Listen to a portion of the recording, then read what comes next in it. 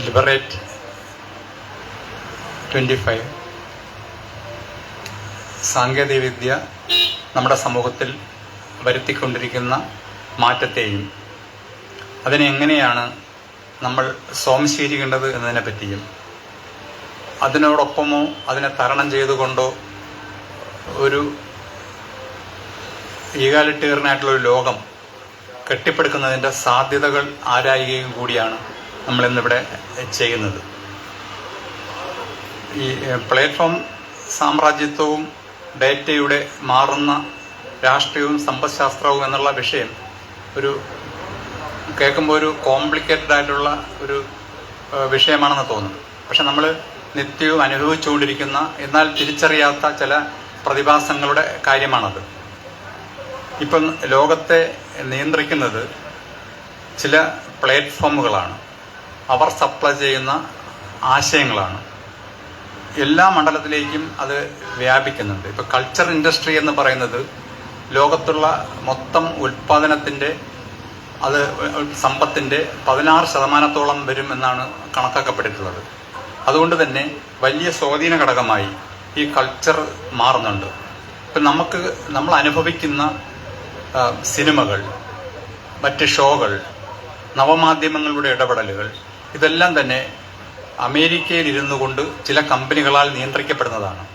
വളരെ പ്രോഗ്രസീവാണെന്ന് പ്രത്യക്ഷത്തിൽ തോന്നുകയും ജനാധിപത്യപരമാണെന്ന് തോന്നുകയും ചെയ്യുന്ന ഇവരുടെ കയ്യിലാണ് ഡേറ്റ ഉള്ളത്. അത് ഉപയോഗിച്ചുകൊണ്ട് പുറമേ ഒരു പുരോഗമനത്തിൻ്റെ മുഖം മൂടി ഇട്ടുകൊണ്ടാണ് ഇതെല്ലാം പ്രവർത്തിക്കുന്നത്. ആത്യന്തികമായി ഇത് ലാഭമുണ്ടാക്കാനുള്ള ഒരു പ്രവൃത്തിയായി മാറുകയാണ്. ഇപ്പം ലെനിൻ ചൂണ്ടിക്കാണിച്ചതുപോലെ സാമ്രാജ്യത്വം മുതലാളിത്തത്തിൻ്റെ പരമോന്നത ഘട്ടമാണെന്നുള്ളത് നമ്മൾ കൃത്യമായി അനുഭവിച്ചുകൊണ്ടിരിക്കുകയാണ്. നമ്മളുടെ വ്യത്യസ്തമായ കൾച്ചറുകൾക്ക് ലോകത്തിലെ അമേരിക്ക ഉൾപ്പെടെയുള്ള ചില വികസിത രാജ്യങ്ങളുടെ സംസ്കാരമല്ലാതെ നാട്ടു സംസ്കാരങ്ങൾക്ക് ഈ പ്ലാറ്റ്ഫോമുകളിൽ ഇടമില്ല. ഇപ്പൊ ഇങ്ങനെ അന്താരാഷ്ട്ര ഈ പ്ലാറ്റ്ഫോമുകളിൽ ഇന്ത്യയുടെ ഇടം എവിടെയാണ്, ആഫ്രിക്കയുടെ ഇടം എവിടെയാണ്, ലാറ്റിൻ അമേരിക്കയുടെ ഇടം എവിടെയാണെന്ന് ചോദിച്ചാൽ വളരെ പരിമിതമായ ചില സിനിമകളിലോട്ട് ഒതുങ്ങി നിൽക്കും. ഈ രാജ്യങ്ങളുടെ സംഗീതം, മഹത്തായ കൾച്ചർ ഇതൊന്നും തന്നെ ഇപ്പം ഈ പൊതുധാരയിലേക്ക് വരുന്നില്ല. ഇത് നമ്മളെ ഒരു പ്രതിപ്രവർത്തനം നിലയ്ക്ക് ഇതിന്റെ ആസ്വാദനത്തിന്റെ തലത്തിൽ പുതിയ തലമുറ ഉൾപ്പെടെ സ്വാംശീകരിക്കപ്പെടുന്നത് വളരെ ലക്ഷ്യത്തോടു കൂടി സൃഷ്ടിക്കപ്പെടുന്ന എന്റർടൈൻമെന്റ് കാര്യങ്ങളാണ്. അപ്പോൾ ഈ സാമ്രാജ്യത്വം എല്ലാ മണ്ഡലത്തിലേക്കും പിടിയും ലെനിന്റെ കാലത്തുള്ളതിനേക്കാൾ എത്രയോ ഭീകരമായി അത് സമസ്ത മണ്ഡലങ്ങളിലേക്കും. ഇപ്പോൾ ഉപരിഘടന എന്നുള്ളത് തന്നെ ഇപ്പോൾ ഒരു സമ്പത്തിന്റെ അടിത്തറയിൽ നിൽക്കുന്ന ഉപരിഘടന എന്നുള്ള ഒരു യാന്ത്രികമായ ധാരണയൊക്കെ ഇപ്പൊ തന്നെ ഏറെക്കുറെ പൊളിഞ്ഞു വീഴും തരത്തിലേക്ക് ഈ ഉപരിഘടന ഇത് അടിത്തറയെ വിഴുങ്ങുന്ന ശക്തി ആർജിക്കുന്ന ഒരു സമയമാണിത്. അപ്പോൾ അത്തരത്തിൽ നിൽക്കുമ്പോൾ ഈ ഇതിൽ നമ്മൾ മനസ്സിലാക്കേണ്ടത് ഇന്നലെ ഇതുവരെ നടന്ന പ്രഭാഷണങ്ങളിൽ നിന്ന് ഈ സാങ്കേതിക വിദ്യയുടെ വൈപുല്യം, ഇപ്പം നമ്മളുടെ എല്ലാം കേവല ധാരണകൾ, യന്ത്രത്തിന് മേൽ ആത്യന്തികമായി മനുഷ്യനൊരു നിയന്ത്രണം ഉണ്ടാകും, ഈ യന്ത്രങ്ങൾ എത്ര കളിച്ചാലും മനുഷ്യന്റെ കയ്യിലായിരിക്കും എന്നുള്ള നമ്മുടെ ധാരണ അത് പൊളിയുന്ന തരത്തിലാണ്. യന്ത്രങ്ങൾക്ക് ആർട്ടിഫിഷ്യൽ ഇന്റലിജൻസിന് മനുഷ്യനെ ഒപ്പമോ മനുഷ്യന്റെ അപ്പുറമോ പോകാൻ കഴിയുമെന്ന അവസ്ഥയിലേക്ക് കാര്യങ്ങൾ മാറുകയാണ്. അപ്പൊ അങ്ങനെയുള്ളൊരു അവസ്ഥയിൽ ഇത് നമ്മൾ മനസ്സിലാക്കിക്കാൻ പണ്ഡിതന്മാരായ ഒരുപാട് ആളുകൾ ഇവിടെ വന്ന് സംസാരിക്കുകയും ചെയ്തിട്ടുണ്ട്. നമ്മുടെ മുമ്പുള്ളത് മാർക്സ് പറഞ്ഞൊരു പഴയ പറച്ചിലാണ്. അത് ഇതുവരെയുള്ള തത്വശാസ്ത്രജ്ഞന്മാർ ലോകത്തെ വ്യാഖ്യാനിക്കുകയുണ്ടായിട്ടുണ്ട്. എന്നാൽ നമുക്ക് വേണ്ടത് ഈ ലോകത്തെ മാറ്റുകയാണ്. അപ്പൊ രണ്ടും, ലോകത്തെ മനസ്സിലാക്കുക എന്നുള്ളതും ലോകത്തെ മാറ്റുക എന്നുള്ളതും പരസ്പരബന്ധിതമായ ഒരു കാര്യമാണ്. അപ്പോൾ ഈ വിഷയങ്ങൾ ഇപ്പൊ ഇത് ഞാനൊരു ആമുഖമായി പറഞ്ഞതെന്ന് മാത്രമേ ഉള്ളൂ. അതിന്റെ ഉള്ളിലേക്ക് കടക്കാനുള്ള ശേഷി ഇല്ലാത്തത് കൊണ്ടും ഇത് കൂടുതൽ പറയാൻ ഇപ്പോൾ അവസരമല്ല എന്നുള്ളത് കൊണ്ടും ഇത് ഈ വിഷയത്തിൽ സംസാരിക്കാൻ എത്തിയിട്ടുള്ള വ്യക്തികളെ ഞാൻ സ്വാഗതം ചെയ്യാനാണ് ആദ്യത്തെ കടമ. ഡോക്ടർ ടി ശ്രീകുമാർ ഇപ്പോൾ ദീർഘകാലമായി ഇപ്പം മാർക്സിസ്റ്റ് ദർശനത്തെയും അതിൻ്റെ അടിസ്ഥാനത്തിലും നവമായി വരുന്ന പ്രശ്നങ്ങളെയും നിരന്തരം മനസ്സിലാക്കുകയും സംവാദങ്ങൾ സൃഷ്ടിക്കുകയും ചെയ്യുന്ന അധ്യാപകനും എഴുത്തുകാരനും ഒക്കെയാണ്. അദ്ദേഹം school of Inter disciplinary studies Hyderabad അവിടെ അധ്യാപകനാണ്. അദ്ദേഹത്തിനെ പ്രത്യേകിച്ച് പരിചയപ്പെടുത്തേണ്ടതില്ല. വായനാ സമൂഹത്തിന് വ്യക്തമായി അറിയാവുന്ന ഒരാളാണ്. അദ്ദേഹത്തെ ഞാൻ വളരെ സ്നേഹത്തോടു കൂടി ഈ ചിന്തയുടെ വേദിയിലേക്ക് ക്ഷണിക്കുകയാണ്, സ്വാഗതം ചെയ്യുകയാണ്. അടുത്തതായി സോമസ് സാറാണ്. ഇപ്പോൾ അടുത്ത കാലത്ത് ടി ശിവകുമാർ സാർ എഴുതിയ ചില ലേഖനങ്ങൾ അത് മലയാളത്തിലേക്ക് പരിഭാഷപ്പെടുത്തുകയും അതിന് ദീർഘമായ അഭിമുഖം പ്രസിദ്ധീകരിക്കുകയും ചെയ്തിട്ടുണ്ട്. അപ്പോൾ പരസ്പരം അങ്ങോട്ടും ഇങ്ങോട്ടും മനസ്സിലാക്കുന്ന രണ്ട് വ്യക്തികളെന്ന നിലയിൽ ഈ ചടങ്ങിന്റെ മോഡറേറ്റായിട്ട്, ഈ പരിപാടിയുടെ മോഡറേറ്റായിട്ട് സോമസ് സാറാണ് ഇരിക്കുന്നത്. ഇപ്പം സോമസ് സാർ ആദ്യം ഇതിന്റെ ഒരു വിഷയത്തിന്റെ നമ്മൾ ഉദ്ദേശിച്ച ഒരു പരിപ്രേക്ഷ്യം പറഞ്ഞുകൊണ്ട് തുടങ്ങുമെന്നാണ് ഞാൻ പ്രതീക്ഷിക്കുന്നത്. എന്നിട്ട് വിശദമായി ഡോക്ടർ ടി ശിവകുമാർ നമ്മളോട് സംസാരിക്കും. നിങ്ങൾക്ക് ഏവർക്കും ഈ വേദിയിലേക്ക് സ്വാഗതം ചെയ്തുകൊണ്ട് എൻ്റെ വാക്കുകൾ അവസാനിപ്പിക്കുന്നു.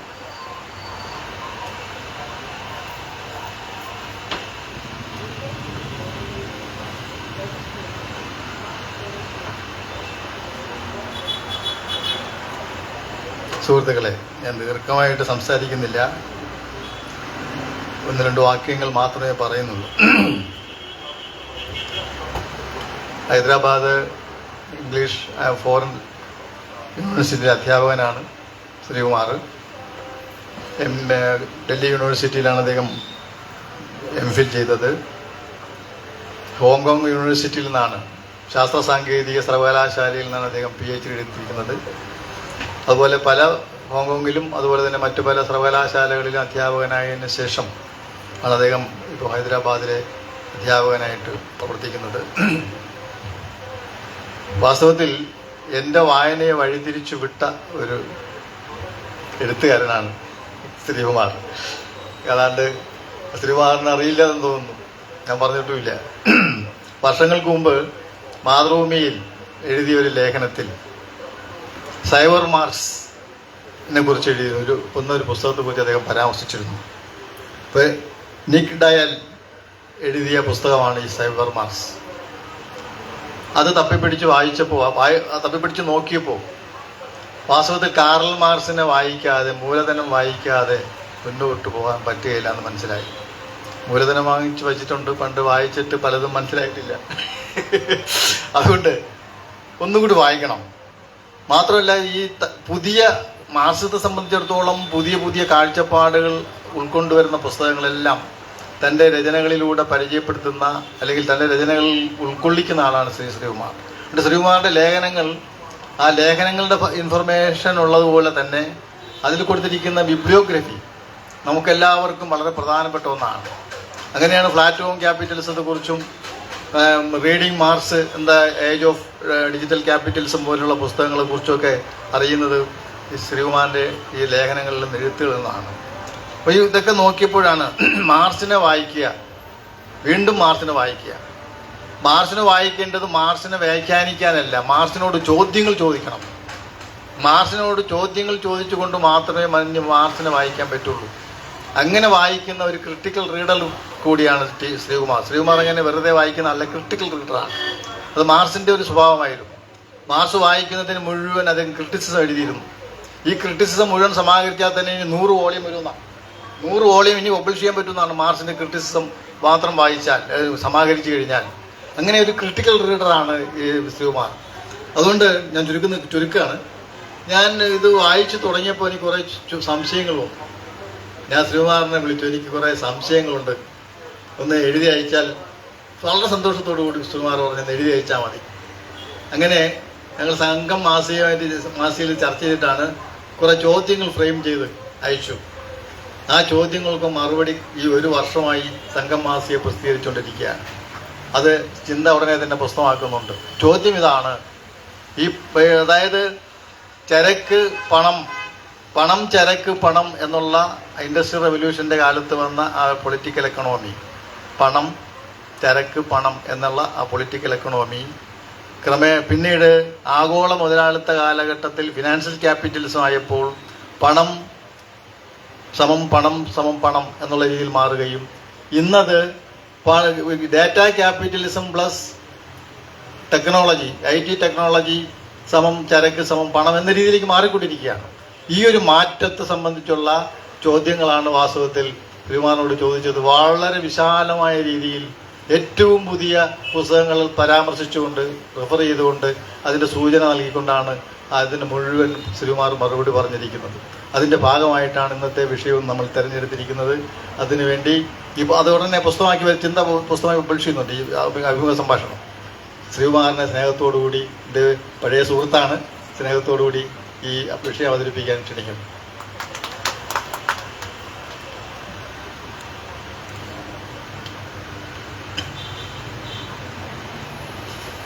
പ്രിയപ്പെട്ട സുഹൃത്തുക്കളെ,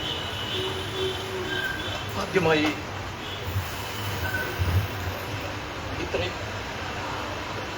ഇത്രയും പ്രധാനപ്പെട്ട ഒരു വിഷയം ചർച്ച ചെയ്യാൻ തീരുമാനിച്ചതിനും അതിനുവേണ്ടി ദീർഘദിവസങ്ങൾ നീണ്ടു നിൽക്കുന്ന ഒരു ഫെസ്റ്റിവൽ തന്നെ സംഘടിപ്പിച്ചതിനും ചിന്ത പബ്ലിഷേഴ്സിനെ ഞാൻ അഭിനന്ദിക്കുകയാണ്. കാരണം അറിവ് എന്ന് പറയുന്നത് കേവലമായ അറിവല്ല, അതൊരു ലോകക്രമമാണ് എന്ന അടിസ്ഥാന ധാരണയിൽ നിന്നുകൊണ്ടാണ് അറിവ് സമൂഹം എന്നുള്ള ഒരു പരികൽപ്പന ഈ ഫെസ്റ്റിവലിൻ്റെ അടിസ്ഥാന മുദ്രാവാക്യമായി മാറുന്നത് എന്ന് ഞാൻ മനസ്സിലാക്കുകയാണ്. അതുകൊണ്ട് തന്നെ അറിവ് എന്ന് പറയുന്നതിനെ കേവലമായ ഒരു ജ്ഞാന രൂപം എന്ന് സാധാരണഗതിയിൽ നമ്മൾ മനസ്സിലാക്കുന്നതിനുപരിയായി അതിൻ്റെ അടിത്തറയായി വർത്തിക്കുന്ന സാമൂഹിക, സാംസ്കാരിക, സാമ്പത്തിക പ്രതിഭാസങ്ങളെ അടുത്തറിയുക എന്നത് വളരെ പ്രധാനപ്പെട്ട ഒരു രാഷ്ട്രീയ ദൗത്യമാണ്. ആ രാഷ്ട്രീയ ദൗത്യത്തിന് നമ്മളെ സജ്ജരാക്കുക എന്ന വളരെ പ്രധാനപ്പെട്ട ഒരു ലക്ഷ്യം ഇത്തരം സമ്മേളനങ്ങൾ, ഇത്തരം സെമിനാറുകൾ നിർവഹിക്കുന്നുണ്ട്. കാരണം അല്ലെങ്കിൽ വളരെ ഉപരിപ്ലവമായി നമുക്ക് ചുറ്റും നടക്കുന്ന സംഭവ വികാസങ്ങളെ നാം മനസ്സിലാക്കുകയും ആ ഉപരിപ്ലവമായ ഗ്രാഹ്യത്തിൻ്റെ അടിസ്ഥാനത്തിൽ വളരെ പെട്ടെന്ന് പ്രത്യയശാസ്ത്രപരമായ നിർവചനങ്ങളെ, അവയുടെ പ്രത്യയശാസ്ത്ര അടിത്തറ എന്താണെന്ന് മനസ്സിലാക്കാതെ സ്വാംശീകരിക്കുകയും ചെയ്യാനിടയുണ്ട് എന്നതുകൊണ്ടാണ് സൂക്ഷ്മമായ രാഷ്ട്രീയ ബോധ്യത്തോടു കൂടിയുള്ള അന്വേഷണങ്ങൾ ഈ മേഖലയിൽ ആവശ്യമായി വരുന്നത്. അപ്പോൾ ഇന്ന് ഞാൻ ചർച്ച ചെയ്യുന്ന വിഷയം പ്ലാറ്റ്ഫോം സാമ്രാജ്യത്വവും ഡാറ്റ കൊളോണിയലിസവും എനിക്ക് പൂർണ്ണമായ അർത്ഥത്തിൽ അംഗീകരിക്കാൻ കഴിയുന്ന രണ്ട് പരികൽപ്പനകളല്ല. പ്രത്യേകിച്ച് ഒരു മാർക്സിസ്റ്റ് സമീപനം സ്വീകരിക്കുന്ന ഒരാളെ സംബന്ധിച്ചിടത്തോളം പ്ലാറ്റ്ഫോം സാമ്രാജ്യത്വം എന്ന പരികൽപ്പനയും ഡാറ്റ കൊളോണിയലിസം എന്ന പരികൽപ്പനയും സമീക്ഷാരഹിതമായി, വിമർശനരഹിതമായി ഉപയോഗിക്കാൻ കഴിയുന്ന രണ്ട് പരികൽപ്പനകളല്ല. കാരണം ഒരു മാർക്സിസ്റ്റ് സമീപനത്തിൽ നിന്നുകൊണ്ട് ഈ പരികൽപ്പനകളെ നമ്മൾ സമീപിക്കുകയാണെങ്കിൽ ഒരർത്ഥത്തിൽ അവയുടെ പരിമിതികൾ ബോധ്യപ്പെടും. എന്നാൽ മറ്റൊരർത്ഥത്തിൽ ആ പരിമിതികൾക്കപ്പുറത്ത് നമ്മൾ ഈ ടാൻജൻസ് എന്ന് സാധാരണ പറയാറില്ലേ, നമ്മൾ ചില കാര്യങ്ങൾ വിശദീകരിക്കുന്നതിന് വേണ്ടി ഉപയോഗിക്കുന്ന ചില അത്താണികൾ എന്ന രീതിയിൽ ഈ പ്ലാറ്റ്ഫോം സാമ്രാജ്യത്വം എന്ന് പറയുന്ന പരികൽപ്പനയും ഡാറ്റ കൊളോണിയലിസം എന്ന് പറയുന്ന പരികൽപ്പനയും ഇന്ന് ലോകത്തിൽ നമ്മുടെ മുൻപിൽ ചുരുൾ നിവർത്തിക്കൊണ്ടിരിക്കുന്ന ഒരാഗോള ക്രമത്തെക്കുറിച്ചുള്ള സൂക്ഷ്മമായ ചില ധാരണകൾ നൽകാൻ കെൽപ്പുള്ളവയാണ്. ഇപ്പൊ സാമ്രാജ്യത്വം എന്ന് പറയുമ്പോൾ നമ്മൾ വളരെ പെട്ടെന്ന് അതിനെ പ്ലാറ്റ്ഫോം സാമ്രാജ്യത്വം എന്ന് ചുരുക്കാൻ കഴിയില്ല. ഇത് പ്ലാറ്റ്ഫോം സാമ്രാജ്യത്വം എന്ന് പറയുമ്പോൾ ഇന്നത്തെ സാമ്രാജ്യത്വത്തിന്റെ സ്വഭാവം പ്ലാറ്റ്ഫോം സാമ്രാജ്യത്വമാണ് എന്ന് നമ്മൾ അർത്ഥമാക്കുന്നില്ല. ഡാറ്റ കൊളോണിയലിസം എന്ന് പറയുമ്പോൾ ഡാറ്റ എക്സ്ട്രാക്ട് ചെയ്യുന്ന, അത് ഉപയോഗിക്കുന്ന, അത് ചൂഷണം ചെയ്യുന്ന ഒരു സാമൂഹിക ക്രമം ലോകത്തുണ്ടെങ്കിലും അത് കൊളോണിയലിസം എന്നുള്ള ഒറ്റ വാക്കിൽ നമുക്ക് ചുരുക്കി കാണാൻ കഴിയില്ല. അപ്പൊ ഈ രണ്ട് പരികൽപ്പനകൾക്കും അവയുടേതായ പരിമിതികൾ ഇരിക്കെ തന്നെ ആ പരികൽപ്പനകൾ ഉപയോഗിച്ച് ഇന്ന് ലോകത്ത് നിലനിൽക്കുന്ന ഒരു സവിശേഷമായ അറിവധികാര ക്രമത്തെ, ഒരു ജ്ഞാനാധികാര ക്രമത്തെ എങ്ങനെ കൂടുതൽ സുതാര്യമായി കണ്ടെത്താൻ സാധിക്കും എന്ന ഒരു ലക്ഷ്യത്തിലേക്കാണ് ഇത്തരം ചർച്ചകൾ യഥാർത്ഥത്തിൽ നീങ്ങേണ്ടത്. ഇപ്പോൾ ഡാറ്റ കൊളോണിയലിസം എന്ന് പറയുമ്പോൾ സ്വാഭാവികമായിട്ട് നമ്മൾ കൊളോണിയലിസം എന്നുള്ള വാക്ക് ഏത് പശ്ചാത്തലത്തിലാണ് ഉപയോഗിക്കുന്നത് നിങ്ങൾക്കറിയാം. കൊളോണിയലിസം എന്ന് പറയുന്നത് വളരെ കാലം നീണ്ടു നിന്ന ഒരു ചൂഷണ, അധിനിവേശ, അധീശ പ്രത്യയശാസ്ത്രമായിരുന്നു. ലോക മുതലാളിത്തത്തിന്റെ തന്നെ പിറവിക്ക് കരുത്തേകിയ, ലോക മുതലാളിത്തത്തെ നിയന്ത്രിച്ച, അതിന്റെ അടിത്തറയായി വർത്തിച്ച ചരിത്ര പ്രക്രിയയുടെ ഏറ്റവും മർമ്മത്തിൽ നാം കാണുന്നത് കൊളോണിയലിസത്തെയാണ്. അതിനെ പല രീതിയിൽ വ്യാഖ്യാനിക്കാം. എന്താണ് കൊളോണിയലിസത്തിന്റെ ഏറ്റവും അടിസ്ഥാനപരമായ ഒരു സവിശേഷത ഇന്നത്തെ കാലഘട്ടത്തിൽ പ്രസക്തമാകുന്നത്? നമുക്കറിയാം, കോളനികളെല്ലാം സ്വതന്ത്രമായി. ബ്രിട്ടന് 55 കോളനികൾ ഉണ്ടായിരുന്നു, ഫ്രാൻസിന് 29 കോളനികൾ ഉണ്ടായിരുന്നു, ജർമ്മനിക്ക് 10 കോളനി ഉണ്ടായിരുന്നു, പോർച്ചുഗലിനും നെതർലാൻഡ്സിനും ഒക്കെ 8 കോളനികൾ വീതം ഉണ്ടായിരുന്നു. ഈ കോളനികളെല്ലാം തന്നെ സ്വതന്ത്രമായി. ഈ കോളനികളിലൊന്നും തന്നെ ഇന്ന് കോളനികളായി അവശേഷിക്കുന്നില്ല. പക്ഷെ എന്താണ് വീണ്ടും നമ്മൾ കൊളോണിയലിസം എന്ന് വീണ്ടും പറയുന്നത്, നമ്മൾ നിയോ കൊളോണിയലിസം എന്ന് വീണ്ടും പറയുന്നത്? കാരണം ഡീകോളനൈസേഷൻ, അതായത് നിർകോളനീകരണം, കോളനികളല്ലാതാവുന്ന, അല്ലെങ്കിൽ കോളനികളിൽ നിന്ന് അതിശക്തികൾ ഒഴിഞ്ഞു പോകുന്ന രാഷ്ട്രീയ പ്രക്രിയയുടെ ഒപ്പം തന്നെ നമുക്ക് പിടിതരാതെ, നമ്മുടെ കൈകളിൽ പൂർണ്ണമായും വഴങ്ങാതെ നിന്ന ഒന്നാണ് മുതലാളിത്തത്തിന്റെ രാഷ്ട്രീയ സമ്പദ്ശാസ്ത്രം. മുതലാളിത്തത്തിന്റെ രാഷ്ട്രീയ ക്രമം, സമ്പദ്ശാസ്ത്ര ക്രമം എന്ന് പറയുന്നത് ഈ കൊളോണിയൽ അധിനിവേശ ചരിത്രത്തിന്റെ ഒരു തുടർച്ചയെന്നോണം നിലനിന്ന് പോവുകയാണ് ചെയ്തിട്ടുള്ളത്. ഞാൻ ഏറ്റവും സമീപസ്ഥമായ ഒരു ഉദാഹരണം കൊണ്ട് മാത്രം ഇതിനെ സൂചിപ്പിക്കാം. നമ്മളെല്ലാം ഇപ്പോൾ ചർച്ച ചെയ്യുന്ന ട്രംപിന്റെ തീരുവ. ഈ ട്രംപിന്റെ തീരുവ എന്ന് പറയുന്നത്, ട്രംപിന് ഏകപക്ഷീയമായി ഇങ്ങനെ തീരുവ ചെലുത്താൻ സാധിക്കാത്ത ഒരു ലോകക്രമം യഥാർത്ഥത്തിൽ മുതലാളിത്തത്തിനുള്ളിൽ നിലനിൽക്കുന്നുണ്ട്. അത് ലോക വ്യാപാര സംഘടനയാണ് തീരുവ തീരുമാനിക്കുന്നത്. എല്ലാ രാജ്യങ്ങളുടെയും അംഗത്വമുള്ള, ചൈന അടക്കമുള്ള, ഇന്ത്യ അടക്കമുള്ള രാജ്യങ്ങൾക്ക് അംഗത്വമുള്ള ലോക വ്യാപാര സംഘടനയാണ് ഈ തീരുവകൾ തീരുമാനിക്കുന്നത്. അതനുസരിച്ച് പ്രവർത്തിക്കാനേ ലോകരാഷ്ട്രങ്ങൾക്ക് അവകാശമുള്ളൂ, ഈ ലോക വ്യാപാര സംഘടനയിൽ ഒപ്പിട്ടിരിക്കുന്ന രാജ്യങ്ങളെ സംബന്ധിച്ചുള്ള, അമേരിക്ക അടക്കം. പക്ഷേ ഇന്ത്യ ബംഗ്ലാദേശിനെതിരെ അധിക തീരുവ ചുമത്തിയാൽ, അല്ലെങ്കിൽ ശ്രീലങ്ക മാൽദീവ്സിനെതിരെ അധിക തീരുവ ചുമത്തിയാൽ, ഏതെങ്കിലും ഒരു രാജ്യം മറ്റൊരു രാജ്യത്തിനെതിരെ അധിക തീരുവ ചുമത്തിയാൽ, അവിടെയെല്ലാം അച്ചടക്കത്തിന്റെ ചൂരലുമായി പാഞ്ഞെത്തുന്ന ഈ ലോക വ്യാപാര സംഘടന ഇത്രയും കൃത്യമായ ലംഘനങ്ങൾ ട്രംപും അമേരിക്കയും നടത്തിയിട്ടും അതിനെതിരെ ഒരു ചെറുവിരൽ പോലും അനക്കിയിട്ടില്ല. അതായത് ഇന്നത്തെ ഈ ലോകക്രമം എന്ന് പറയുന്നത് നിയന്ത്രിക്കുന്നതിന് വേണ്ടി അഖില ലോക അടിസ്ഥാനത്തിൽ, കവനന്റുകളുടെ അടിസ്ഥാനത്തിൽ ചില സംഘടനാ രൂപങ്ങൾ, ആഗോള സംഘടനാ രൂപങ്ങൾ ഉണ്ടാക്കിയിട്ടുണ്ടെങ്കിൽ പോലും അവയുടെ സൂക്ഷ്മ ഘടനകളിലേക്ക് നമ്മൾ പ്രവേശിച്ചു കഴിഞ്ഞാൽ അവയെല്ലാം തന്നെ ചെറിയ രാജ്യങ്ങളെ, അവികസിത രാജ്യങ്ങളെ, വികസ്വര രാജ്യങ്ങളെ വരുതിക്ക് നിർത്തുന്നതിന് വേണ്ടി ഉണ്ടാക്കിയിട്ടുള്ളത് മാത്രമാണ്. അതിനപ്പുറത്തേക്ക് കടക്കുമ്പോൾ അവയുടെ പല്ലും നഖവും മറ്റ് പ്രഹരശേഷിയും നഷ്ടപ്പെടുകയാണ്. അത്തരത്തിൽ പ്രഹരശേഷി ഇല്ലാതെ ചത്തതുപോലെ കിടന്നേക്കാം എന്ന രീതിയിൽ ലോകവ്യാപാര സംഘടന കിടക്കുകയാണ്. ഇതാണ് ഈ ഡീകോളനൈസേഷന്റെ കാലഘട്ടത്തിലും നമ്മൾ അനുഭവിക്കുന്ന ഒരു സാമൂഹിക യാഥാർത്ഥ്യം എന്ന് പറയുന്നത്. ഇതിന്റെ പശ്ചാത്തലത്തിൽ നിന്നുകൊണ്ടാണ് ഇതിനെ ഡാറ്റ കൊളോണിയലിസം എന്ന് നമ്മൾ വിളിക്കുന്നത്. പ്ലാറ്റ്ഫോം സാമ്രാജ്യത്വം എന്ന് പറയുന്നത് എന്താണ്?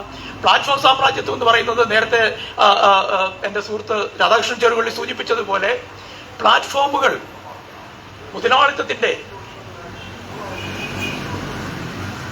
വൈജ്ഞാനിക ക്രമത്തിൽ ഇടപെടുന്ന രീതി എന്ന് പറയുന്നത്, ആ പ്ലാറ്റ്ഫോമുകൾ രാഷ്ട്രീയമായി ലോകത്തെ നിയന്ത്രിക്കുന്ന ശക്തി ദുർഗങ്ങളായി ക്രമേണ മാറിക്കൊണ്ടിരിക്കുന്നു എന്നുള്ളത് കൊണ്ടാണ്.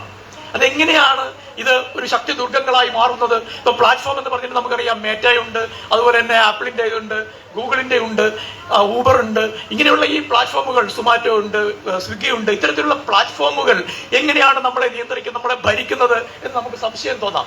അതിന് അവരുപയോഗിക്കുന്ന മാർഗം എന്ന് പറയുന്നതാണ് യഥാർത്ഥത്തിൽ ഡാറ്റ കൊളോണിയലിസത്തിലേക്കുള്ള നമ്മുടെ അന്വേഷണത്തിന്റെ വഴി തുറക്കുന്നത്. ഈ ഡാറ്റ കൊളോണിയലിസം എന്ന് പറയുമ്പോൾ നമുക്ക് മുമ്പ് അറിയാം, ഏത് ഭരണകൂടത്തിനും ഭരിക്കണമെങ്കിൽ ഡേറ്റ ആവശ്യമാണ്. അങ്ങനെയാണല്ലോ സെൻസസ് ഒക്കെ ഉണ്ടാവുന്നത്. അങ്ങനെ ഡേറ്റ ഇല്ലാതെ ഭരിക്കാമെന്ന് കരുതുന്ന ലോകത്തിലെ ഒരൊറ്റ വിഡ്ഢി രാഷ്ട്രം മാത്രമേ ഇന്ന് നിലനിൽക്കുന്നുള്ളൂ, അല്ലെങ്കിൽ ഒരു വിഡ്ഢി രാഷ്ട്രം മാത്രമേ ഇന്ന് നിലനിൽക്കുന്നുള്ളൂ. അത് നമ്മുടെ BJP ഭരിക്കുന്ന ഇന്ത്യ സർക്കാരാണ്. അതുകൊണ്ടാണ് കഴിഞ്ഞ 15 വർഷമായിട്ട് സെൻസസ് നടത്തുന്നത്. 2011 സെൻസസ് നടത്തിയതിനു ശേഷം ഇന്നേ വരെ, പിന്നെ അടുത്ത 2021 നടത്തേണ്ട സെൻസസ് ഇപ്പോൾ 2025 നടത്തിയിട്ടില്ല. അത് 2027 നടത്തുമെന്നാണ് പറയുന്നത്. നടത്തുമോ ഇല്ലയോ എന്നുള്ളത് നമുക്ക് അറിയാൻ സാധിക്കില്ല. കാരണം അവർ ഡേറ്റ ഉപയോഗിക്കുന്നത് വളരെ വ്യത്യസ്തമായ രീതിയിലാണ്. അവർക്ക് ഡേറ്റ കിട്ടുന്നത് മഹാഭാരതത്തിൽ നിന്നും രാമായണത്തിൽ നിന്നൊക്കെ ആയതുകൊണ്ട് ഒരുപക്ഷെ നേരിട്ടുള്ള ഡാറ്റ എക്സ്ട്രാക്ഷൻ ആവശ്യമില്ല എന്ന് അവർ ധരിച്ചിരിക്കുകയായിരിക്കും. ഇപ്പോഴും മനുഷ്യരെല്ലാം ഇങ്ങനെ പാണ്ഡവരെയും കൗരവരെയും സീതയെയും ശ്രീരാമനെയും ഒക്കെ പോലെ ജീവിക്കുകയാണ് എന്ന് ധരിച്ചിരിക്കുന്ന ഒരു വിഭാഗത്തെ സംബന്ധിച്ചിടത്തോളം ആധുനിക ഡേറ്റയോടുള്ള സമീപനം ഉപരിപ്ലവമായെങ്കിലും ഇതുപോലെ ആയിരിക്കുമെന്ന് നമ്മൾ മനസ്സിലാക്കിയാൽ മതി. പക്ഷെ അതിനപ്പുറത്ത് ഈ ഡേറ്റ എന്ന് പറയുന്നത് പ്ലാറ്റ്ഫോമുകൾ ഉപയോഗിക്കുന്ന രീതി എങ്ങനെയാണ് എന്നുള്ളത് സൂക്ഷ്മമായി നമ്മൾ പരിശോധിക്കേണ്ടതുണ്ട്. എന്ത് തരം ഡേറ്റയാണ് അവർ ഉപയോഗിക്കുന്നത്? നമ്മളിപ്പോൾ ഡേറ്റ എന്ന് പറയുമ്പോൾ ഈ സെൻസസ് ഡേറ്റ എന്ന് പറയുന്നത് നമ്മുടെ ജാതി ഉണ്ടാവാം, മതം ഉണ്ടാവാം, വീടിന്റെ ഇൻഫ്രാസ്ട്രക്ചറുമായി ബന്ധപ്പെട്ടുള്ള കാര്യങ്ങൾ ഉണ്ടാവാം, നമ്മുടെ ജോലി ഉണ്ടാവാം, വരുമാനം ഉണ്ടാകാം, ലിംഗഭേദം ഉണ്ടാവാം. ഇങ്ങനെയൊക്കെയുള്ള ഏത് നഗരത്തിലാണോ ഗ്രാമത്തിലാണോ നമ്മൾ താമസിക്കുന്നത്, ഇതൊക്കെയാണ് സെൻസസ് ഡേറ്റയിൽ നമ്മൾ ക്യാപ്ചർ ചെയ്യുന്നത്. എന്നാൽ ഈ പ്ലാറ്റ്ഫോം മുതലാളിത്തം, അതിന്റെ ഡേറ്റ എന്ന് പറയുന്നത് നമ്മൾ അത്ഭുതപ്പെടുത്തുന്ന ഒന്നാണ്. ഓരോ നിമിഷവും നമ്മൾ എന്ത് ചെയ്യുന്നു എന്നുള്ളതാണ് അതിന്റെ ഡേറ്റയായി മാറുന്നത്. അതായത് ഒരു മനുഷ്യ ശരീരം ഒന്നാകെ തന്നെ അനവരതം യാതൊരു തരത്തിലുള്ള ഇടവേളകളുമില്ലാതെ, അതാണ് ഇടവേളകളില്ലാതെ നമ്മുടെ ശരീരം ഉൽപ്പാദിപ്പിക്കുന്ന ഒരു വിഭവമായി, നമ്മുടെ ശരീരം നിരന്തരം ഉൽപ്പാദിപ്പിക്കുന്ന ഒരു വിഭവമായി ഡേറ്റ മാറുകയാണ്. അതായത് നാം എന്ത് ചെയ്യുന്നു ഒരു ദിവസം എന്നുള്ളത് മുഴുവനും, ഓരോ നിമിഷവും, ഓരോ സെക്കൻഡും, ഓരോ മൈക്രോ സെക്കൻഡും ഡേറ്റയായി മാറുകയാണ്. ആ ഡേറ്റ ഉപയോഗിക്കുന്ന രീതി, അതിന്റെ മുകളിലുള്ള കുത്തക, അതിന്റെ മുകളിലുള്ള ഉടമസ്ഥത, അത് വിതരണം ചെയ്യുന്നതിനും ഉപയോഗിക്കുന്നതിനുമുള്ള അധികാരം, ഇതെല്ലാം കൈയാളുന്നത് ഈ പ്ലാറ്റ്ഫോമുകളാണ് എന്നുള്ളതാണ് അവയെ പ്ലാറ്റ്ഫോം മുതലാളിത്തത്തിൽ നിന്ന് പ്ലാറ്റ്ഫോം സാമ്രാജ്യത്വം എന്നുള്ള സ്വപ്നയിലേക്ക്, പരികൽപ്പനയിലേക്ക് പരിമിതമായെങ്കിലും പരിവർത്തനപ്പെടുത്തി മനസ്സിലാക്കാൻ നമ്മെ പ്രേരിപ്പിക്കുന്നത്. ഒരു വ്യക്തിയുടെ ശരീരം ഉൽപ്പാദിപ്പിക്കുന്ന എന്താണ് ഡേറ്റ അല്ലാത്തത് എന്നാണ് നമ്മളിപ്പോൾ ചോദിക്കേണ്ടത്. നമ്മൾ ഉറങ്ങുന്നത് ഡേറ്റയാണ്, നമ്മുടെ ഹൃദയം മിടിക്കുന്നത് ഡേറ്റയാണ്, നമ്മുടെ രക്തസമ്മർദ്ദം ഡേറ്റയാണ്, നമ്മുടെ ആരോഗ്യ വിവരങ്ങൾ മുഴുവൻ ഡേറ്റയാണ്, നമ്മുടെ മുഖം ഒരു ഡേറ്റയാണ്. ഈ ഫേസ് റെക്കഗ്നിഷൻ ഡിവൈസുകൾ വരുന്നതോടുകൂടി നമ്മുടെ മുഖം ഒരു ഡേറ്റയാണ്. അതെല്ലാം ഉപരി നമ്മുടെ ശബ്ദം. ഇപ്പോൾ കോൾ മൈനർ എന്ന് പറയുന്ന ഒരു ആപ്പ് ഉണ്ട്. അത് ഉപയോഗിക്കുന്നത് ആളുകൾ തമ്മിലുള്ള സംഭാഷണങ്ങൾ ഫോണിലായാലും എവിടെയായാലും അത് റെക്കോർഡ് ചെയ്ത് പ്രോസസ്സ് ചെയ്ത് ഉപയോഗിക്കാൻ വേണ്ടിയാണ്. എന്താണ് മനുഷ്യ ശരീരത്തിലേക്ക് ഇങ്ങനെ സൂക്ഷ്മമായി കടന്നു ചെല്ലാൻ പ്ലാറ്റ്ഫോം മുതലാളിത്തത്തിന് സാധിക്കുന്നത്? അതിനുള്ള മെക്കാനിസമാണ്, അതിനുള്ള സാങ്കേതിക സംവിധാനമാണ് ഇന്ന് പ്ലാറ്റ്ഫോമുകളായി പ്രവർത്തിക്കുന്നത് എന്നുള്ളതുകൊണ്ട് അത് നമ്മൾ ഫേസ്ബുക്ക് ആണെങ്കിലും ശരി, ഗൂഗിൾ ആണെങ്കിലും ശരി, മറ്റേത് പ്ലാറ്റ്ഫോം ആണെങ്കിലും ശരി, നമ്മളത് ഉപയോഗിക്കുമ്പോൾ അറിഞ്ഞോ അറിയാതെയോ ഇത്തരത്തിലുള്ള ഡേറ്റ അവർക്ക് നൽകാനുള്ള ഒരു സമ്മതപത്രം കൂടി. ആ സമ്മതപത്രം എന്ന് പറയുന്നത് നമുക്കറിയാം, നമ്മളാരും മുഴുവൻ കരാർ വ്യവസ്ഥകളും വായിച്ചു നോക്കിയിട്ടല്ല ജിമെയിൽ എടുക്കുന്നത്, നമ്മളാരും മുഴുവൻ കരാർ വ്യവസ്ഥകളും വായിച്ചു നോക്കിയിട്ടല്ല ഫേസ്ബുക്ക് എടുക്കുന്നത്. അതിലേതെങ്കിലും ഒരു കരാറിനോട് അല്ലെങ്കിൽ അതിനകത്തെ ഒരു ക്ലോസിനോട് നിങ്ങൾക്ക് സ്വാഭാവികമായ വിയോജിപ്പുണ്ടെന്നിരിക്കട്ടെ. അങ്ങനെ വിയോജിപ്പുണ്ടെങ്കിൽ അത് രേഖപ്പെടുത്താൻ പോലും അവസരമില്ല. രണ്ട് ഓപ്ഷൻ നിങ്ങളുടെ മുമ്പിലുള്ളൂ. ഒന്നുകിൽ ഐ എഗ്രി എന്ന് പറഞ്ഞ് ഈ ആപ്പ് ഉപയോഗിക്കുക, അല്ലെങ്കിൽ ഐ ഡോണ്ട് എഗ്രി എന്ന് പറഞ്ഞ് ആ പേജിൽ നിന്ന് സ്ഥലം വിടുക. അതായത് ഈ ഒരു ആപ്പ് ഉപയോഗിക്കണമെങ്കിൽ അത് നമുക്ക് നൽകുന്ന കമ്പനിയുടെ നിർദ്ദേശങ്ങൾ എന്തായാലും, അവരുടെ സംവിധാനങ്ങൾ എന്തായാലും അത് അക്ഷരം പ്രതി അനുസരിക്കാൻ നമ്മൾ ബാധ്യസ്ഥരാണ് എന്നുള്ളതാണ്. അതിനകത്തൊരു മറു ചോദ്യം ഇല്ല, ഒരു മറു ചോദ്യം ചോദിക്കാനുള്ള പഴുതുപോലുമില്ല. അങ്ങനെയാണ് കോടിക്കണക്കായ മനുഷ്യർ ദിവസവും ഫേസ്ബുക്കും ഗൂഗിളും ഒക്കെ ഉപയോഗിക്കുന്നത്. അതിന്റെ സംവിധാനം എന്ന് പറയുന്നത് വളരെ സൂക്ഷ്മമായി പരിചിന്തിക്കേണ്ട ഒന്നാണ്. അതെങ്ങനെ ഉപയോഗിക്കാൻ പോകുന്നു എന്നുള്ളത് സൂക്ഷ്മമായി പരിശോധിക്കേണ്ട ഒന്നാണ്. ഏറ്റവും പ്രധാനമായി നാം മനസ്സിലാക്കേണ്ട ഒരു കാര്യം, ഈ ഡാറ്റ ഗവേണൻസ്, ഈ ഡാറ്റ ഭരിക്കുന്നത് എങ്ങനെയാണ് എന്നുള്ളതാണ്. നമ്മളെല്ലാം വിചാരിച്ചിരിക്കുന്നത് നമ്മളെ ഭരിക്കുന്നത് സർക്കാരാണെന്നാണ്. ഒരു പരിധിവരെ ഭരണകൂടമാണ് നമ്മളെ ഭരിക്കുന്നത് എന്ന വിദ്യാധാരണയിലാണ് നമ്മൾ ജീവിച്ചു പോകുന്നത്. അതുകൊണ്ടാണ് നമുക്ക് എന്തെങ്കിലും പരാതി ഉണ്ടെങ്കിൽ നമ്മൾ ഭരണാധികാരികളോട് പറയുന്നത്. എന്നാൽ അനുനിമിഷം എന്നോണം മാറ്റം വന്നുകൊണ്ടിരിക്കുന്ന ഒരു കാര്യമാണ് ഭരണകൂടം എന്നത്. അതിന്റെ സ്വഭാവത്തിൽ നിരന്തരമായി മാറ്റങ്ങൾ വന്നുകൊണ്ടിരിക്കുന്നു എന്നുള്ളത്. ആ മാറ്റങ്ങൾ ഭരണകൂടം സ്വയം ഉണ്ടാക്കുന്നതല്ല, നമ്മളാരെങ്കിലും സമരം ചെയ്തുണ്ടാക്കിയ മാറ്റമല്ല, ഏതെങ്കിലും പാർലമെന്റിൽ നിയമം പാസാക്കി ഉണ്ടാക്കുന്ന മാറ്റമല്ല, മറിച്ച് ഒരു ഭരണകൂടം എങ്ങനെ പെരുമാറണം എന്നുള്ളതിനെ കുറിച്ചുള്ള ആഗോള തലത്തിലുള്ള ചിട്ടവട്ടങ്ങൾ എങ്ങനെയാണോ ആറ്റോമിക് എനർജി ഏജൻസി ഉണ്ടാക്കിയത്, അതുപോലെ ആർട്ടിഫിഷ്യൽ ഇന്റലിജൻസിനെ നിയന്ത്രിക്കാൻ ആഗോള സംഘടന വേണം എന്ന് പറഞ്ഞത് മറ്റാരുമല്ല, സാം ആൾട്ട്മാനാണ്. സാം ആൾട്ട്മാൻ ഇപ്പോൾ പറയുന്നത് ആർട്ടിഫിഷ്യൽ ഇന്റലിജൻസിനെ, നിർമ്മിത ബുദ്ധിയെ നിയന്ത്രിക്കാം ആഗോള തലത്തിൽ. പക്ഷെ അങ്ങനെ ആഗോള തലത്തിൽ നിയന്ത്രിക്കണമെങ്കിൽ അതിന് ആറ്റോമിക് എനർജി ഏജൻസി പോലെയുള്ള ഒരു ആഗോള സംഘടന വരണം. ഇനി നിങ്ങൾ ഏത് ആഗോള സംഘടന വേണമെങ്കിലും എടുത്ത് നോക്കുക. ഈ ആഗോള സംഘടനകളുടെ എല്ലാം, ഞാൻ ലോക വ്യാപാര സംഘടനയുടെ കാര്യം പറഞ്ഞു, ലോക ബാങ്കിന്റെ കാര്യം നമുക്കറിയാം, കേരളത്തിൽ പ്രത്യേകിച്ച് എടുത്ത് പറയേണ്ടതില്ല. അതുപോലെ തന്നെ മറ്റു തലത്തിലുള്ള കവനന്റുകളുടെ അടിസ്ഥാനത്തിൽ കൊണ്ടുവന്നിട്ടുള്ള ആഗോള സംഘടനകളെല്ലാം തന്നെ മുതലാളിത്ത സാമ്രാജ്യത്വ താല്പര്യങ്ങളാണ് പരിപാലിക്കുന്നത്. അതുകൊണ്ടാണ് ഇത്രയും ചങ്കുറപ്പോടുകൂടി സാം ആൾട്ട്മാൻ പറയുന്നത് ഞങ്ങൾ നിയന്ത്രണത്തിനെതിരല്ല, ഒരു ആഗോള സംവിധാനം ഉണ്ടാകുന്നത് നല്ലതാണ് എന്ന് പറയുന്നത്. പക്ഷേ അപ്പോഴും അദ്ദേഹം പറയുന്നത് എന്താണ്? ഈ നിർമ്മിത ബുദ്ധി എന്ന് പറയുന്നത് നിയന്ത്രിക്കരുത്. കാരണം ആർട്ടിഫിഷ്യൽ സൂപ്പർ ഇന്റലിജൻസിലേക്ക് നമ്മൾ കടക്കാൻ പോവുകയാണ്. ആർട്ടിഫിഷ്യൽ സൂപ്പർ ഇന്റലിജൻസിന്റെ ഏജിലേക്ക് കടക്കുമ്പോൾ ഒരു തരത്തിലുള്ള തടസ്സവാദങ്ങളും ആരും ഉന്നയിക്കാൻ പാടില്ല.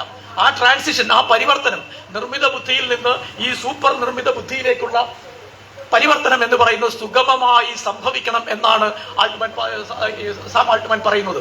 അതിന് പറയുന്ന കാരണം എന്താണ്? ഇപ്പൊ അദ്ദേഹത്തിനെതിരെ വലിയ വിമർശനങ്ങൾ ഉണ്ടാവുന്നുണ്ട്, പല സ്ഥലത്ത് സമരങ്ങൾ ഉണ്ടാവുന്നുണ്ട്. അതൊന്നും അവരുടെ ഒരു പരിഗണനാ വിഷയം പോലുമല്ല. അദ്ദേഹം പറയുന്നുണ്ട് അതൊന്നും എനിക്ക് ബാധകമല്ല, ഇത്തരം സംഭാഷണങ്ങളെ ഞാൻ സ്വാഗതം ചെയ്യുന്നു. എന്തുകൊണ്ടാണ് അദ്ദേഹം ഈ സംഭാഷണങ്ങളെ സ്വാഗതം ചെയ്യുന്നത്? കാരണം ഈ സംഭാഷണങ്ങൾക്കുപരിയാണ് നിർമ്മിത ബുദ്ധിയുമായി ബന്ധപ്പെട്ട് ആഗോളതലത്തിൽ നടക്കുന്ന ഉപജാപങ്ങൾ. അദ്ദേഹം കാണുന്നത് ആരെയാണ്? അദ്ദേഹം ഇന്ന് ഫ്രഞ്ച് പ്രധാനമന്ത്രിയെ കാണുന്നു, അതിനുശേഷം ഇംഗ്ലണ്ടിലെ പ്രധാനമന്ത്രിയെ കാണുന്നു, അമേരിക്കയിലെ ഉന്നതരെ കാണുന്നു, സെനറ്റർമാരെ കാണുന്നു, ഇറ്റലിയിൽ പോകുന്നു, അവിടുത്തെ ഭരണാധികാരിയെ കാണുന്നു. മുതലാളിത്ത രാജ്യങ്ങളിലെ ഭരണകൂടങ്ങളുടെ ഇടയിൽ അദ്ദേഹം ഇങ്ങനെ നിരന്തരം സഞ്ചരിക്കുകയാണ്. കാരണം ഈ നിർമ്മിത ബുദ്ധിയുമായി ബന്ധപ്പെട്ട ഒരു കവനന്റ് ആഗോളതലത്തിൽ ഉണ്ടാകേണ്ടതുണ്ട്. അത് ഉണ്ടായിക്കഴിഞ്ഞാൽ അതിന്റെ പൂർണ്ണമായ അധീശത്വം ഒന്ന് ഈ സാമ്രാജ്യത്വ രാജ്യങ്ങളുടെ കയ്യിലായിരിക്കണം. രണ്ട്, ഈ കോർപ്പറേറ്റുകൾക്ക്, നിർമ്മിത ബുദ്ധിയുടെ പുറകിൽ പ്രവർത്തിക്കുന്ന കോർപ്പറേറ്റുകൾക്ക് അപരിമേയമായ സ്വാതന്ത്ര്യം അത് ഉപയോഗിക്കുന്നതിന് ഉണ്ടായിരിക്കണം. ആ സ്വാതന്ത്ര്യം ഉണ്ടാക്കുന്നതിന് വേണ്ടിയുള്ള ചർച്ചകളിലാണ് ഇപ്പോൾ അവർ ഏർപ്പെട്ടിരിക്കുന്നത്. ഇത് നമ്മുടെ കൺമുമ്പിൽ നടക്കുന്നുണ്ടെങ്കിൽ പോലും അതിന്റെ ഒരു രാഷ്ട്രീയ പ്രാധാന്യം, അതിന്റെ ഒരു രാഷ്ട്രീയ സമ്പദ്ശാസ്ത്രപരമായ പ്രാധാന്യം എന്താണെന്നുള്ളത് നമ്മൾ കാണുന്നില്ല എന്നുള്ളത് വളരെ പരിതാപകരമായ ഒരു കാര്യമാണ്. ഇവിടെ ഏറ്റവും പ്രധാനമായി എനിക്ക് തോന്നിയിട്ടുള്ള ഒരു കാര്യം, പ്രത്യേകിച്ച് ഈ പ്ലാറ്റ്ഫോമുകളുടെ പ്രവർത്തനവുമായി ബന്ധപ്പെട്ട്, പ്ലാറ്റ്ഫോമുകൾ ഉണ്ടാകുമ്പോൾ സ്വാഭാവികമായും അതുമായി ബന്ധപ്പെട്ട ഒരു അനുബന്ധ മേഖല വികസിക്കുന്നുണ്ട്. അത് തൊഴിലിന്റെ മേഖലയാണ്. ആ തൊഴിലിന്റെ മേഖലയിൽ എന്ത് നടക്കുന്നു എന്നുള്ളത് നമ്മൾ സൂക്ഷ്മമായി പരിശോധിക്കുന്നതേയില്ല. ഇവിടെ ഏറ്റവും പ്രധാനപ്പെട്ട ഒരു ഘടകം ഈ ഗിഗ് ഇക്കോണമി എന്ന് പറയുന്നത്. ഇന്നിപ്പോ ഇന്ത്യയിലെ വിദ്യാഭ്യാസ നയത്തിലെ ഏറ്റവും പ്രധാനപ്പെട്ട ഒരു ക്ലോസ് എന്ന് പറയുന്നത്, അത് പക്ഷേ കേരളത്തിൽ നടപ്പിലാക്കിയിട്ടില്ല എന്നാണ് ഞാൻ മനസ്സിലാക്കുന്നത്. നിങ്ങൾ BA 4 വർഷ BAക്ക് ചേർന്ന് കഴിഞ്ഞാൽ ഓരോ വർഷം കഴിയുമ്പോഴും നിങ്ങൾക്ക് പിരിഞ്ഞു പോകാം. ഇത് ഞാൻ അധ്യാപകൻ എന്നുള്ള രീതിയിൽ ഞാൻ എപ്പോഴും ആലോചിക്കുക, ഒരു കുട്ടി നമ്മുടെ അടുത്ത് പഠിക്കാൻ വന്നു ചേർന്നാൽ നമ്മൾ ആഗ്രഹിക്കുന്നത് എന്താണ്? ആ കുട്ടി ഡ്രോപ്പ് ഔട്ട് ആകരുത് എന്നാണ്. ഇവിടെ ഒരു വിദ്യാഭ്യാസ നയം പറയുന്നത് നിങ്ങൾ കഴിയുന്നത്ര ഡ്രോപ്പ് ഔട്ടുകൾ ആകൂ എന്ന് പറയുന്ന ഒരു വിദ്യാഭ്യാസ നയം ആദ്യമായിട്ടാണ് നമ്മൾ കാണുന്നത്. ഇതിനു മുമ്പ് അഗ്നിവീർ എന്നും പറഞ്ഞ ഈ സർക്കാർ ഒരു പദ്ധതി കൊണ്ടുവന്നു.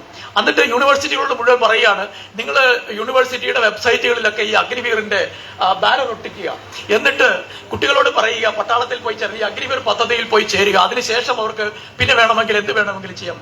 യൂണിവേഴ്സിറ്റിയിലേക്ക് ഒരു വിദ്യാർത്ഥി വന്നാൽ എന്റെ ഉത്തരവാദിത്വം, ഒരു അധ്യാപകൻ എന്നുള്ള എന്റെ ഉത്തരവാദിത്വം ആ കുട്ടിയുടെ പഠനം പൂർത്തിയാക്കാൻ ആ കുട്ടിയെ സഹായിക്കുക എന്നുള്ളതാണ്. അല്ലാതെ ആ കുട്ടിയെ പകുതിക്ക് വെച്ച് ഈ വിദ്യാഭ്യാസം ഉപേക്ഷിച്ച് പോകാൻ നിർബന്ധിക്കുക എന്നുള്ളതല്ല.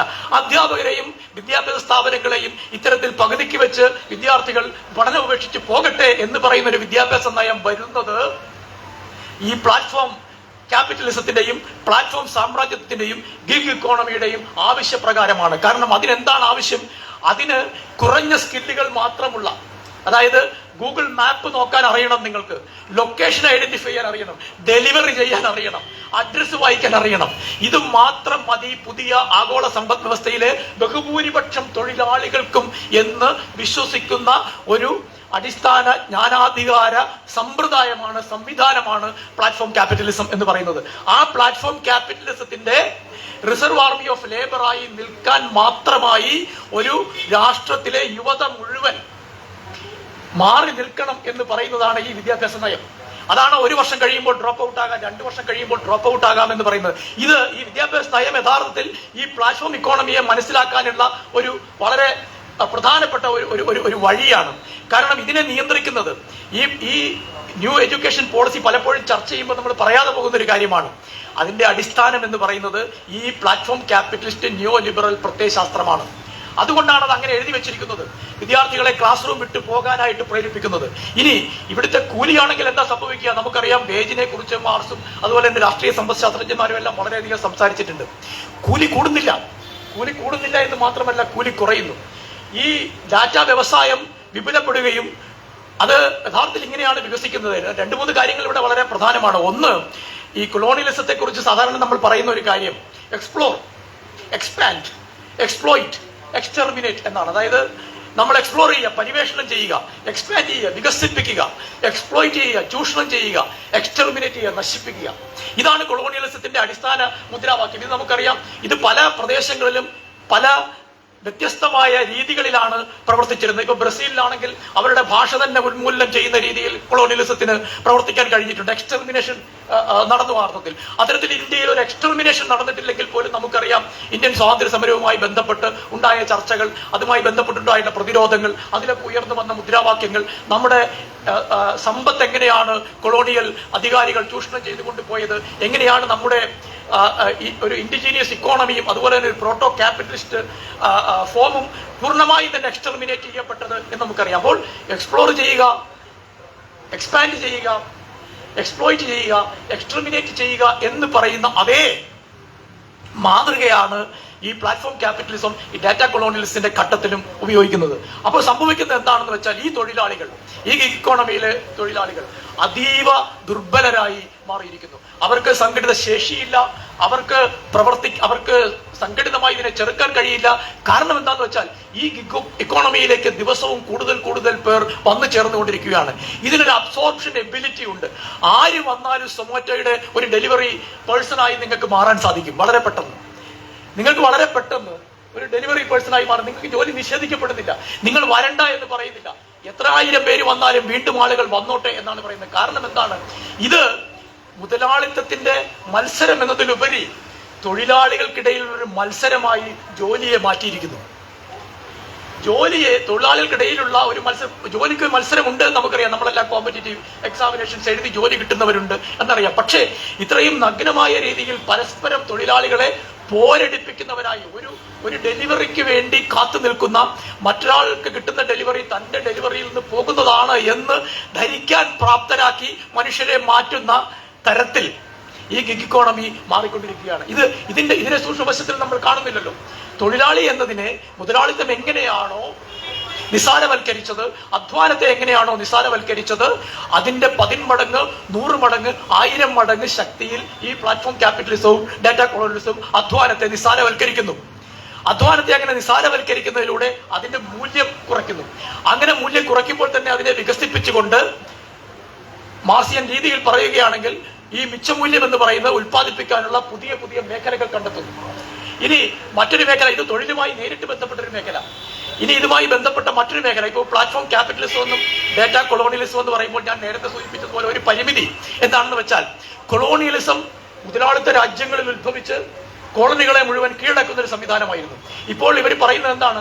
പ്ലാറ്റ്ഫോം ക്യാപിറ്റലിസം ഡേറ്റ എടുക്കുന്നത് മുൻ കോളനികളിൽ നിന്ന് മാത്രമല്ലല്ലോ, 3-ാം ലോക രാജ്യങ്ങളിൽ നിന്ന് മാത്രമല്ലല്ലോ, ഗ്ലോബൽ സൗത്തിൽ നിന്ന് മാത്രമല്ലല്ലോ, യൂറോപ്പിൽ നിന്ന് എടുക്കുന്നില്ലേ, അമേരിക്കയിൽ നിന്ന് എടുക്കുന്നില്ലേ എന്ന് പറയുന്നുണ്ട്. പക്ഷെ അവിടെയാണ് നമ്മൾ മറ്റൊരു വലിയ പ്രധാനപ്പെട്ട വ്യത്യാസം മനസ്സിലാക്കേണ്ടത്. ഇതിന്റെ രണ്ടിന്റെയും പ്രോട്ടോകോൾസ് വ്യത്യസ്തമാണ്. മുതലാളിത്ത രാജ്യങ്ങളിൽ ഉപയോഗിക്കുന്നതിന്റെ രീതിയും, ഇപ്പൊ നമ്മൾ യൂട്യൂബ് പോലെയുള്ള അല്ലെങ്കിൽ ടിക്ടോക്കിന്റെ കാര്യം അവിടെ നിൽക്കട്ടെ, അത് പിന്നീട് സംസാരിക്കാം. യൂട്യൂബിന്റെ കാര്യം എടുക്കാം, അല്ലെങ്കിൽ റീൽസിന്റെ കാര്യം എടുക്കാം, ഫേസ്ബുക്കിന്റെ കാര്യം എടുക്കാം. അപ്പൊ അവര് മോണിറ്റൈസ് ചെയ്തിട്ടുണ്ട്. മോണിറ്റൈസ് ചെയ്യുക എന്ന് പറയുമ്പോൾ നിങ്ങൾക്ക് കുറച്ച് പൈസ കിട്ടും. പലരും ഇപ്പോൾ ഫേസ്ബുക്കിലൊക്കെ ഇടാറുണ്ട്, എനിക്ക് ഇത്ര പൈസ കിട്ടി എന്നൊക്കെ. വളരെ കുറഞ്ഞ തുകയാണെങ്കിൽ പോലും അവർ പൈസ നൽകാൻ തയ്യാറായിട്ടുണ്ട്. എന്തുകൊണ്ടാണ്? ഇതിന്റെ ആദ്യ ഘട്ടം എന്ന് പറയുന്നത് കൊളോണിയലിസത്തിന് ഒരു ഘട്ടം ഉണ്ടായിരുന്നു. വരിക, ആക്രമിക്കുക, കീഴടക്കുക, ഉപഭോഗം ചെയ്യുക, ആരും ചോദിക്കാനില്ല. സ്പെയിനിനെ പോലെയുള്ള രാജ്യങ്ങൾ എങ്ങനെയാണ് എടുത്തിരുന്നത്? അവിടെ വരിക, ഗ്രാമങ്ങളിലേക്ക് പ്രവേശിക്കുക, അവരെ മുഴുവൻ വിളിച്ചു കൂട്ടുക, ഇന്നു മുതൽ ഈ പ്രദേശം മുഴുവൻ ഞങ്ങളുടെ കയ്യിലാണ്, ഇതിനെ ആരെങ്കിലും എതിർത്താൽ കുഞ്ഞുകുട്ടി പരാധീനങ്ങൾ അടക്കം ഞങ്ങൾ അടിമകളാക്കും എന്ന് പരസ്യമായി ഡിക്ലറേഷൻ വായിച്ചുകൊണ്ടാണ് കോളനികളിലേക്ക് സ്പെയിൻ കടന്നു ചെന്നിരുന്നത്. നിസാരമായി ഇത് പറയുകയാണ് ആൾക്കാരെ. അത് മനസ്സിലാകാത്ത, സ്പാനിഷ് ഭാഷ മനസ്സിലാക്കാത്ത അവരോട് ഇതിനെ വിശദീകരിച്ച് കൊടുക്കുകയാണ്. അവർ സ്പാനിഷ് ഭാഷ പഠിച്ചത് മനസ്സിലാക്കി കഴിഞ്ഞപ്പോഴത്തേക്ക് ഞെട്ടിപ്പോയി. അങ്ങനെ ഇരുന്ന് കേൾക്കാൻ തയ്യാറാകാതിരുന്ന ഗോത്രങ്ങളെ പിടിച്ച് മരത്തിൽ കെട്ടിയിട്ട് വായിച്ചു കേൾപ്പിക്കുകയായിരുന്നു. എന്തിനാണ് ഈ വായിച്ചു കേൾപ്പിക്കുന്നത്? വെറും ഒരു പ്രഹസനം മാത്രമാണ്. ഇത് വായിച്ചു കേൾപ്പിച്ചില്ലെങ്കിലും ഇതേ അധികാരം തന്നെയാണ് ഉപയോഗിക്കാൻ പോകുന്നത്. പക്ഷെ ഇത് വായിച്ചു കേൾപ്പിച്ച് അവരുടെ തലയൊന്ന് പിടിച്ചിങ്ങനെ ഒന്ന് കുലുക്കും. അപ്പൊ ശരിയെന്ന് പറയുന്ന ഒരു രീതിയാകുമല്ലോ. അങ്ങനെ നിർബന്ധിച്ച് ആണ് ആ സമയത്ത് ഒന്നും തന്നെ തിരിച്ചു കൊടുക്കേണ്ടതില്ല. അതാണ് ആദ്യത്തെ ഘട്ടം എന്ന് പറയുന്നത്.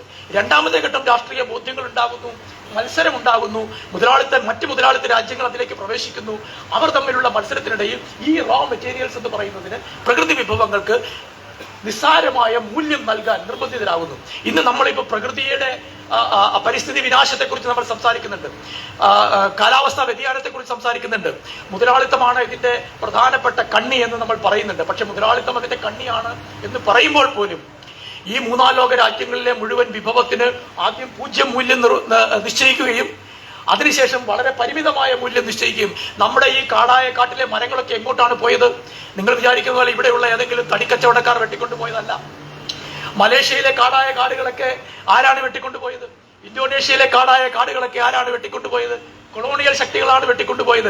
ഈ തിരുവിതാംകൂറിൽ നിന്നും മലബാറിൽ നിന്നും കാട് വെട്ടിക്കൊണ്ടുപോയത് കൊളോണിയലിസ്റ്റുകളാണ്.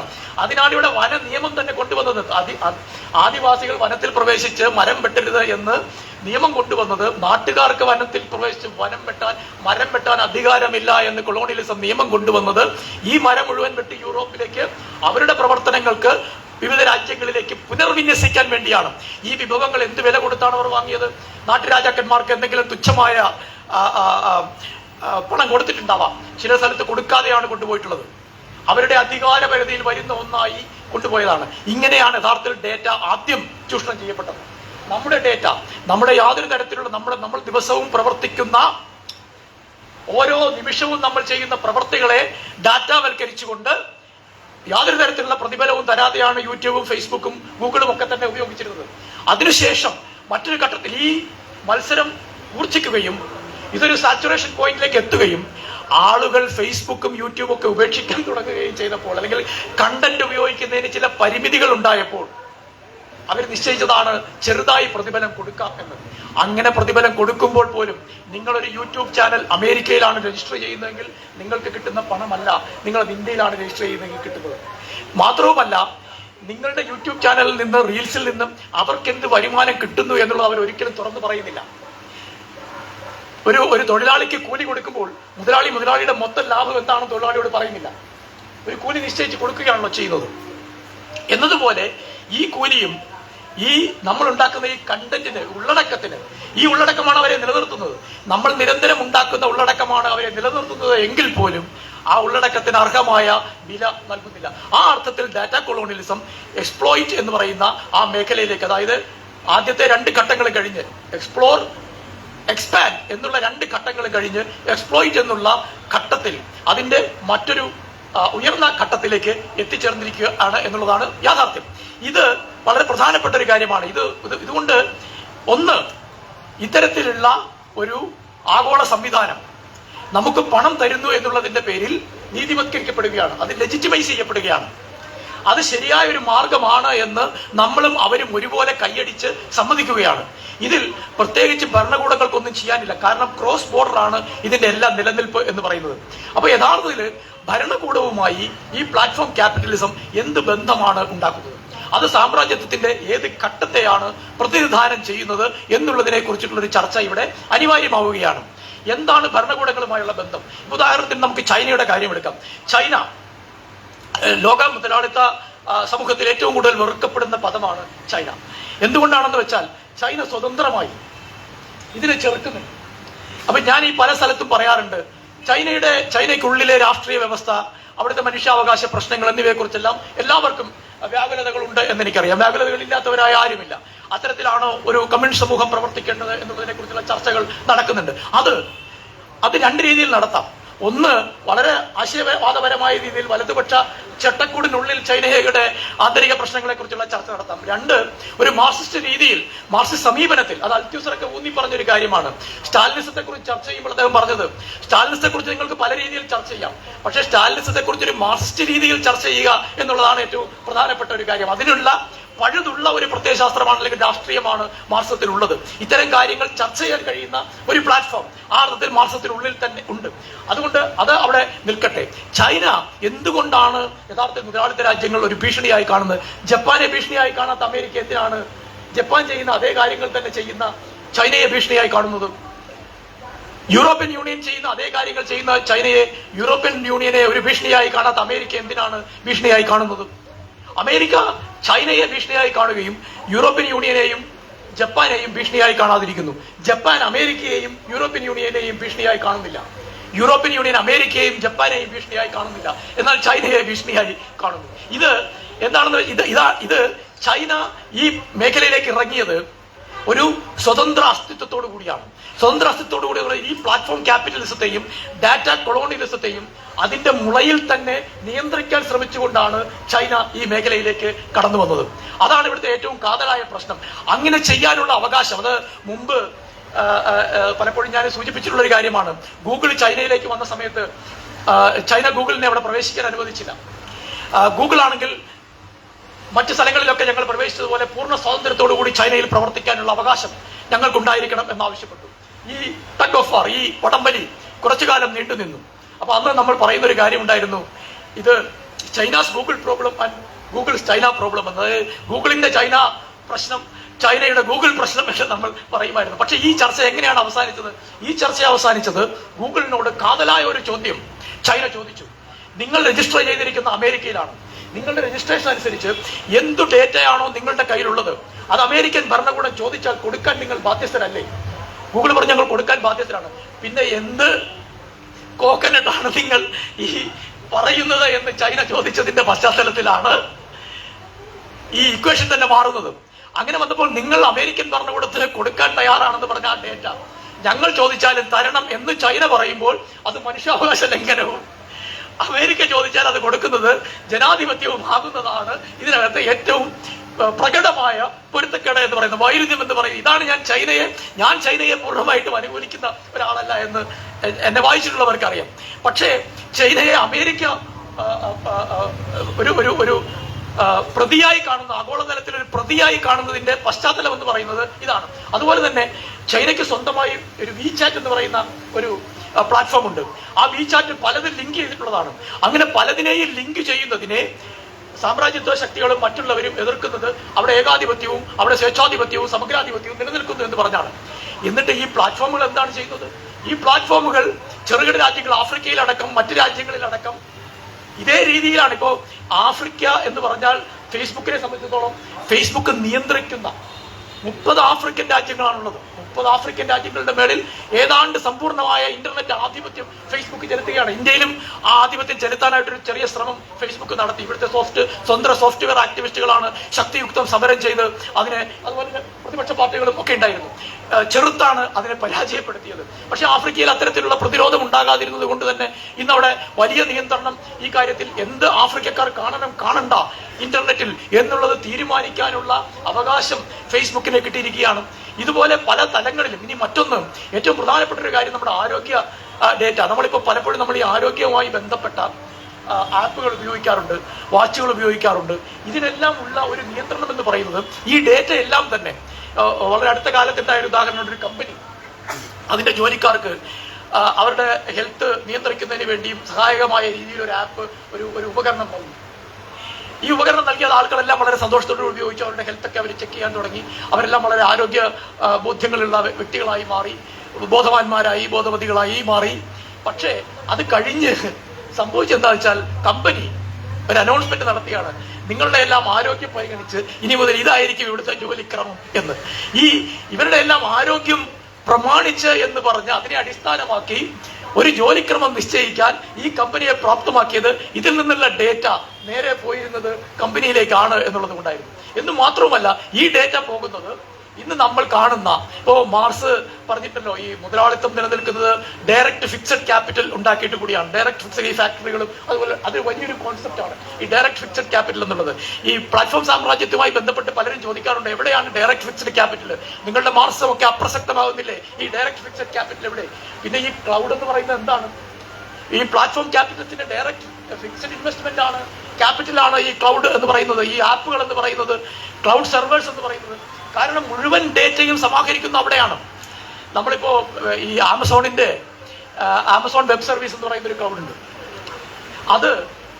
അതിന്റെ ഒരു പ്രധാന ക്ലയന്റ്, അവരുടെ വരുമാനത്തിന്റെ 30% വരുന്നത് ഈ ക്ലൗഡിൽ നിന്നാണെന്നാണ് ഞാൻ മനസ്സിലാക്കുന്നത്. 16 മുതൽ 30% വരെ അവർക്ക് വരുമാനം വരുന്നത് ഈ ക്ലൗഡ് സെർവറിൽ നിന്നാണ്. ആമസോൺ, നമ്മൾ വിചാരിച്ചിരിക്കുന്നത് നമ്മൾ ചോദിക്കുന്ന കലവും ചട്ടിയും രാവിലെ വീട്ടിൽ കൊണ്ട് തരുന്നതാണ് ആമസോണിന്റെ പ്രധാന വരുമാനം എന്നാണ്. അതല്ല, അത് വെറും ഒരു മുഖമറ മാത്രമാണ്. അത് ഇപ്പോൾ ഉപയോഗിക്കുന്നത് മറ്റു രീതികളിലാണ്.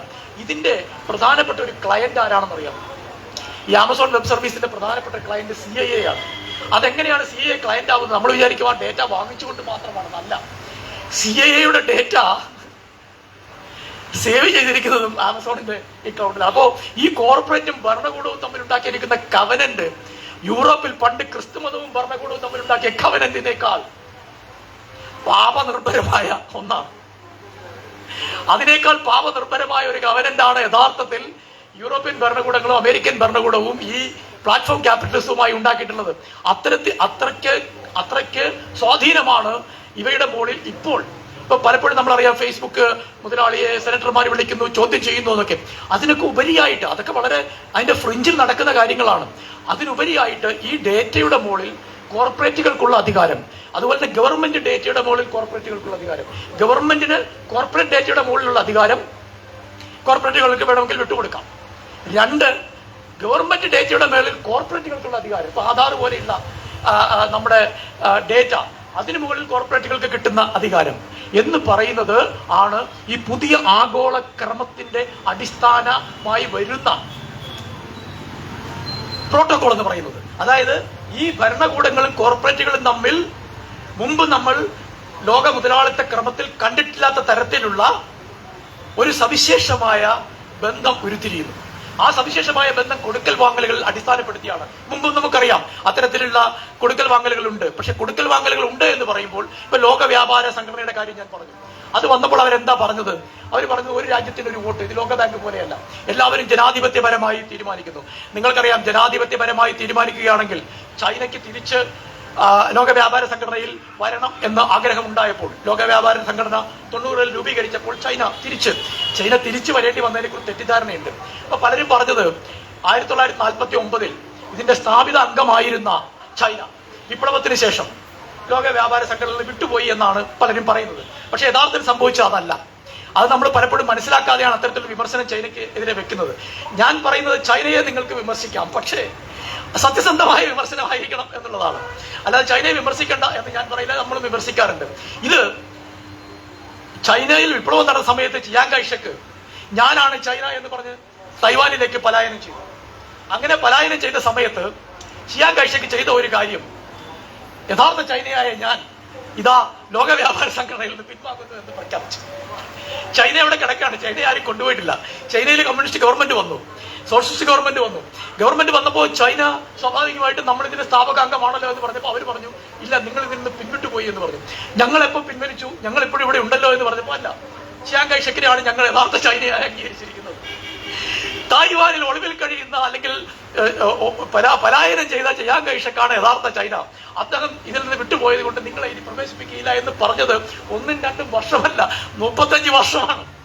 35 വർഷം ചൈനയെ തിരിച്ചു പ്രവേശിപ്പിക്കാതിരുന്ന ഈ ചിയാങ് കൈഷക്ക് ഞാനാണ് ചൈന എന്ന് പറഞ്ഞതിന് പല പ്രാവശ്യം ചൈന ഇതിനു മുമ്പ് ശ്രമിച്ചതാണ്, അവരെ കയറ്റിയില്ല. അതുകൊണ്ട് ചൈന ലോക വ്യാപാര സംഘടനയിലേക്ക് ചൈന കടന്നു വന്ന സന്ദർഭത്തിൽ സ്വാഭാവികം അത് ഇന്ത്യ അടക്കമുള്ള രാജ്യങ്ങളിലെ തൊഴിലാളി വർഗത്തിന്റെ ലോക വ്യാപാര സംഘടനയുടെ സാമ്രാജ്യത്തെ അജണ്ടകൾക്കെതിരെയുള്ള സമരത്തെ ബാധിച്ചിട്ടുണ്ട്. ഞാൻ ഇല്ലെന്ന് പറയുന്നില്ല. അത് ഒരു ഡീലെജിറ്റിമൈസ് ചെയ്യുന്നതിന് വേണ്ടി ചൈനയുടെ ഈ ഇടപെടൽ, ചൈന തിരിച്ച് ലോക വ്യാപാര സംഘടനയിലേക്ക് വരാൻ പോകുന്നു എന്നുള്ളത് ഇന്ത്യയിൽ കമ്മ്യൂണിസ്റ്റ് പാർട്ടികൾ അടക്കം ലോക വ്യാപാര സംഘടനയ്ക്കെതിരെ നടത്തിയ സമരത്തെ ഡീലെജിറ്റിമൈസ് ചെയ്യുന്നതിന് ഉപയോഗിച്ചിട്ടുണ്ട്. അത് വളരെ ശരിയാണ്. പക്ഷെ ചൈന മറ്റൊരു ലോക രാഷ്ട്രം എന്നുള്ള രീതിയിൽ നിലനിൽക്കുന്ന ഒരു രാഷ്ട്രമാണ്. അത് 1970-കൾ മുതൽ, അതായത് നിയോ ലിബറൽ പ്രത്യയശാസ്ത്രം 1980-ൽ ലോകത്ത് മുതലാളിത്തത്തിന്റെ ആഗോള പ്രത്യയശാസ്ത്രമായി മാറുന്നതിന് മുൻപ് തന്നെ മാർക്കറ്റ് സോഷ്യലിസം എന്ന് പറയുന്ന ഒരു പരീക്ഷണത്തിലേക്ക് കടന്ന രാജ്യമാണ്. നിയോ ലിബറലിസത്തിന്റെ പേരിൽ സ്വന്തം പ്രത്യയശാസ്ത്രം മാറ്റിയതല്ല ചൈന. നമ്മൾ എപ്പോഴും ഇത്തരത്തിലുള്ള സട്ടിലായിട്ടുള്ള ചില വ്യത്യാസങ്ങൾ മനസ്സിലാക്കേണ്ടതുണ്ട്. ചൈനയുടെ റീ എൻട്രി എന്ന് പറയുന്നത് ലോക തൊഴിലാളി വർഗ പ്രസ്ഥാനത്തിന്റെ WTO-ക്കെതിരെയുള്ള പ്രക്ഷോഭത്തെ പുറകോട്ടടിപ്പിച്ചിട്ടുള്ളത് എന്ന് ശരിയായിരിക്കുമ്പോൾ പോലും നമ്മൾ ചൈനയുടെ യുക്തിയിൽ നിന്ന് നോക്കുകയാണെങ്കിൽ ചൈനയല്ല ഇത് ഉണ്ടാക്കിയത്, ചൈനയല്ല നിയോ ലിബറലിസം കൊണ്ടുവന്നത്. ഇപ്പൊ പലരും പറയുന്നുണ്ട് ചൈനയാണല്ലോ എന്താണ് നമ്മുടെ പൂച്ച കറുത്താണെങ്കിലും വെളുത്താണെങ്കിലും വലിയ പിടിച്ചാൽ മതി എന്ന് പറയുന്ന ചൈനീസ് നേതാവല്ലേ നിയോ ലിബറലിസം ആദ്യം കൊണ്ടുവന്നതല്ല. അത് മാർക്കറ്റ് സോഷ്യലിസം എന്ന് പറയുന്ന മറ്റൊരു മാർക്സിസത്തിന്റെ ഉള്ളിൽ തന്നെയുള്ള ഒരു സമീപനമായിരുന്നു. എന്തുകൊണ്ടാണ് ഇത് മാർക്സിസത്തിന്റെ ഉള്ളിൽ തന്നെയുള്ള സമീപനം എന്ന് പറയുന്നത്? ഇത് വളരെ പ്രസക്തമായത് കൊണ്ടാണ് ഞാനിത് പറയുന്നത്. നമ്മുടെ ഇന്നത്തെ ചർച്ചയിൽ പ്രസക്തമാണ്. കാരണം 1917 സോവിയറ്റ് യൂണിയനിൽ വിപ്ലവം നടന്നതിന് ശേഷം 5 വർഷത്തിന് ശേഷം സോവിയറ്റ് യൂണിയന്റെ സമ്പദ് വ്യവസ്ഥയിൽ മുരടിപ്പിന്റെ ലക്ഷണങ്ങൾ കണ്ടപ്പോൾ ലെനിൻ എന്ന് പറഞ്ഞിട്ടുണ്ടെങ്കിൽ നേരത്തെ പറഞ്ഞ ഉദാഹരണങ്ങളൊന്നുമല്ല. ലെനിന്റെ ഏറ്റവും പ്രധാനപ്പെട്ട ഒരു പുസ്തകം എന്ന് പറയുന്നത് പല രീതിയിൽ വിമർശനാത്മകമായി നോക്കിയാലും പ്രശ്നമാണ്, അല്ലാതെ നമ്മൾ വളരെ പ്രത്യാശാഭരിതമായി സമീപിക്കുകയാണെങ്കിൽ അതിനും പ്രസക്തിയുള്ള ഒരു പുസ്തകമാണ് development of capitalism in Russia. നമ്മൾ സാധാരണ അധികം ഉദ്ധരിക്കാത്ത ഒരു പുസ്തകമാണ് development of capitalism in Russia. ലോകത്തില് ദാസ് ക്യാപിറ്റൽ ഇറങ്ങിയതിന് ശേഷം ദാസ് ക്യാപിറ്റൽ അതിന്റെ പരിപൂർണമായ രാഷ്ട്രീയ സമ്പദ്ശാസ്ത്ര ധ്വനികളോടുകൂടി ഉപയോഗിച്ച് എഴുതിയിട്ടുള്ള മറ്റൊരു പുസ്തകം യഥാർത്ഥത്തിൽ ഒരു രാഷ്ട്രത്തെക്കുറിച്ച്.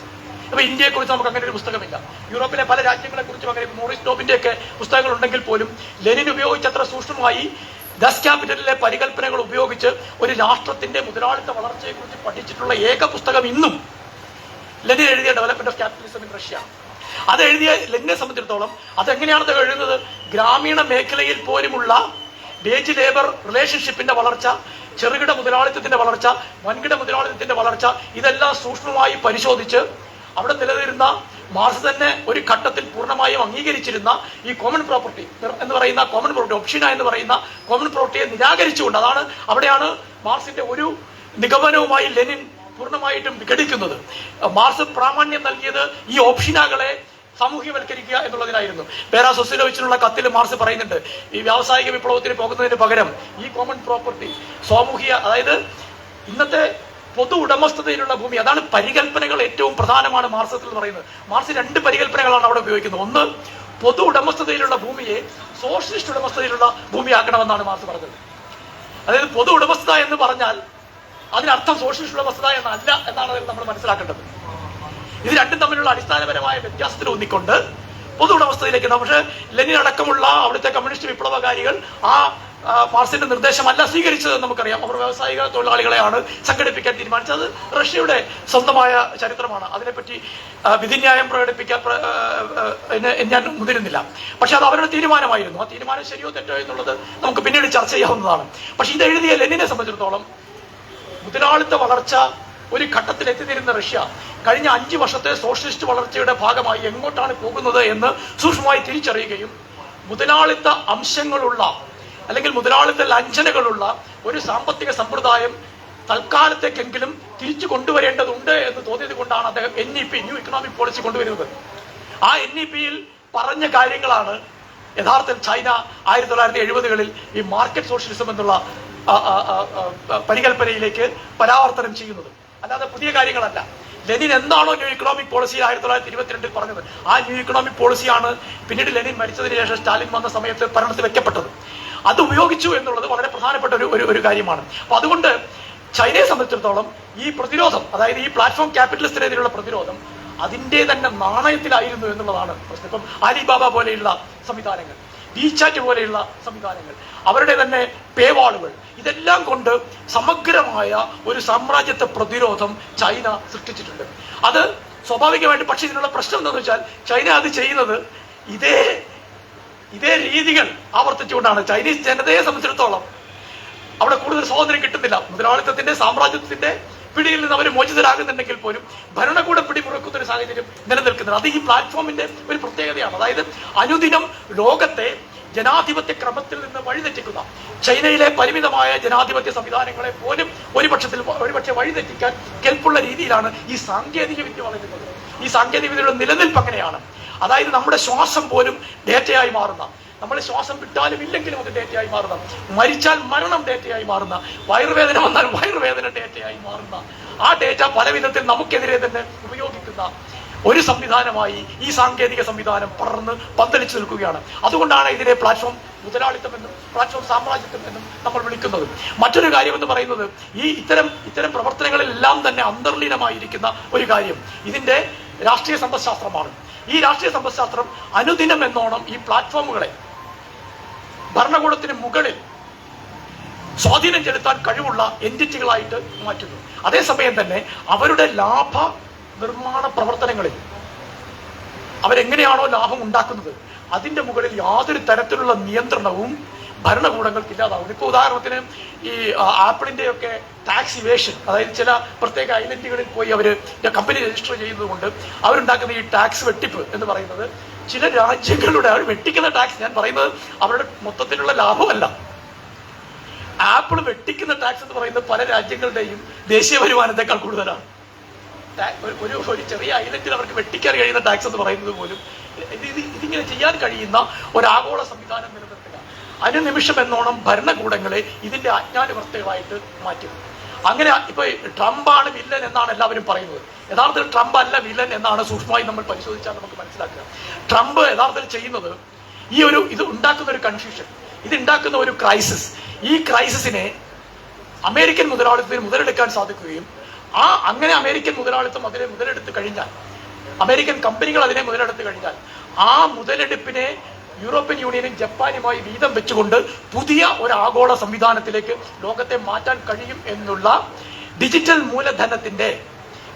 മൂലധനത്തിന്റെ അജ്ഞാനവർത്തിയായാണ് യഥാർത്ഥത്തിൽ ട്രംപ് ഇപ്പോൾ പ്രവർത്തിക്കുന്നത്. അല്ലാതെ ട്രംപ് ഒരു ഭ്രാന്തൻ എന്നുള്ള രീതിയിൽ നയങ്ങൾ കൊണ്ടുവരികയാണ് എന്ന് നിങ്ങൾ ധരിക്കുന്നുണ്ടെങ്കിൽ അത് ശരിയല്ല എന്നാണ് എനിക്ക് മനസ്സിലാക്കാൻ സാധിച്ചിട്ടുള്ളത്. കാരണം ഈ തരത്തിലുള്ള തീരുവകൾ കൂട്ടുന്നത് ഭൗതികോൽപാദനവുമായി ബന്ധപ്പെട്ട് ഉണ്ടായിട്ടുള്ള കമ്മ്യൂണിറ്റികളെ ഇല്ലാതാക്കുന്നുണ്ട്.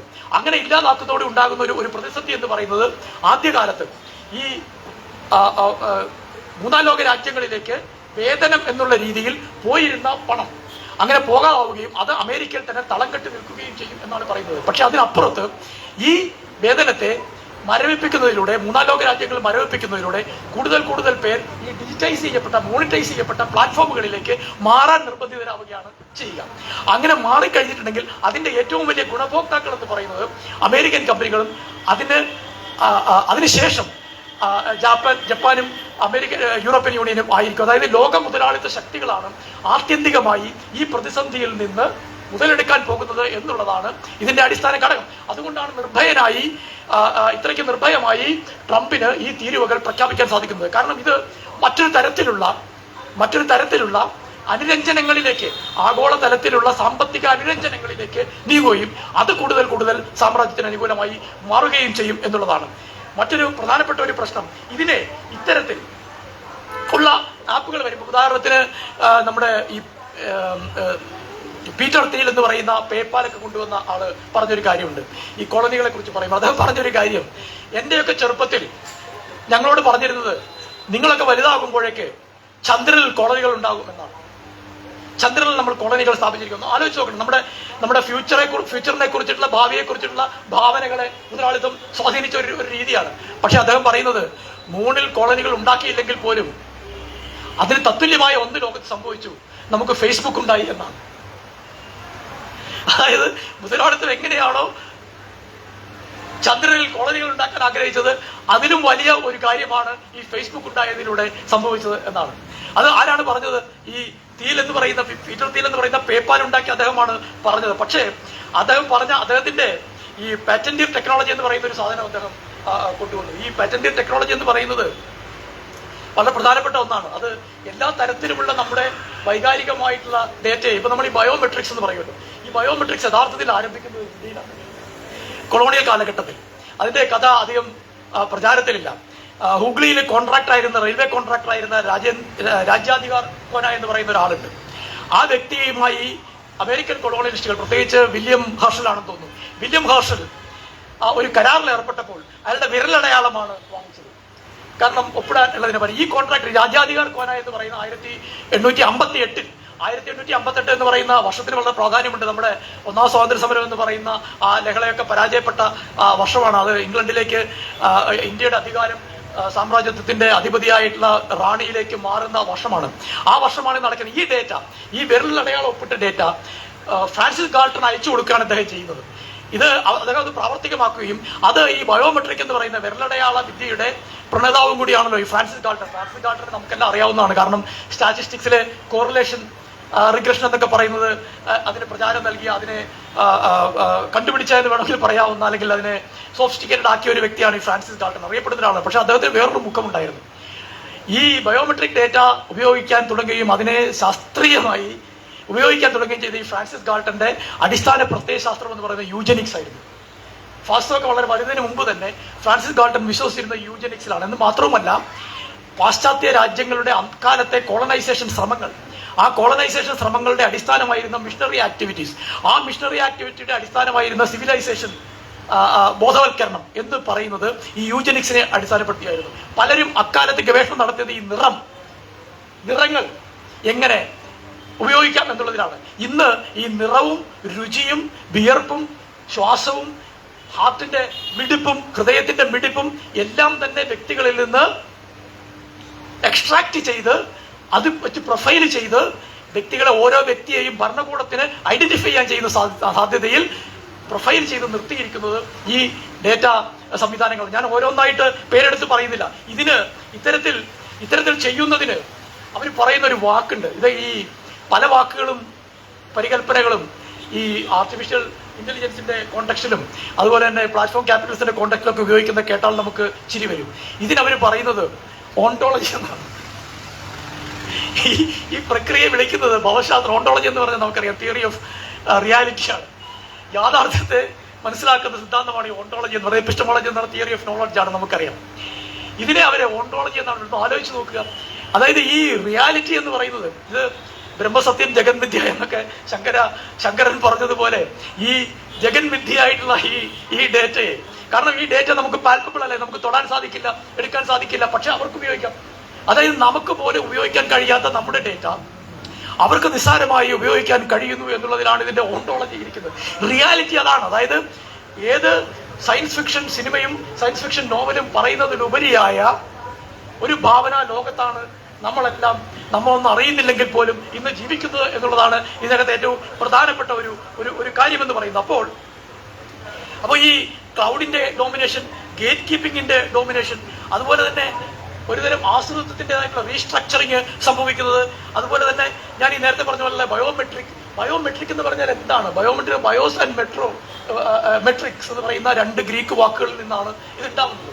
ഇത് സാധാരണഗതിയിൽ നമ്മൾ വിചാരിക്കുന്നത് എന്താണ്? നമ്മുടെ സാമാന്യമായ ഡേറ്റ നമ്മുടെ വിരലടയാളം പതിക്കുന്നു, ഓഫീസിലേക്ക് കയറി പോകുന്നു. അത് മാത്രമല്ല, ആ ബയോമെട്രിക് എന്ന് പറയുന്നതിന്റെ ഒരു ഓണ്ടോളജി ആണ് മാറിയിരിക്കുന്നത്. ഇത് ഒരു ദിവസം നിങ്ങൾ പുറത്തേക്ക് ഇറങ്ങുന്നു, ധാരാളം CCTV ക്യാമറകളുണ്ട്. ഈ CCTV ക്യാമറകൾ നിങ്ങളുടെ നിങ്ങളുടെ ചലനങ്ങളെല്ലാം ഒപ്പിയെടുക്കുന്നു. നിങ്ങൾ ക്രെഡിറ്റ് കാർഡ് ഉപയോഗിക്കുന്നു, നിങ്ങൾ കടകളിൽ നിന്ന് സാധനങ്ങൾ വാങ്ങുന്നു, GPay ഉപയോഗിക്കുന്നു. നിങ്ങളൊന്ന് ആലോചിച്ച് നോക്കുക, ഒരു ദിവസം നിങ്ങൾ എന്തെല്ലാമാണ് ഡിജിറ്റൽ എന്ന് പറയുന്ന രീതിയിൽ ചെയ്യുന്നത്. അത്തരത്തിൽ ഡിജിറ്റലായി നമ്മൾ ചെയ്യുന്ന മുഴുവൻ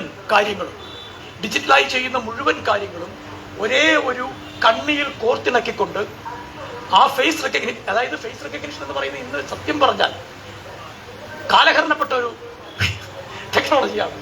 ഫേസ് റെക്കഗ്നിഷൻ ആവശ്യമില്ല.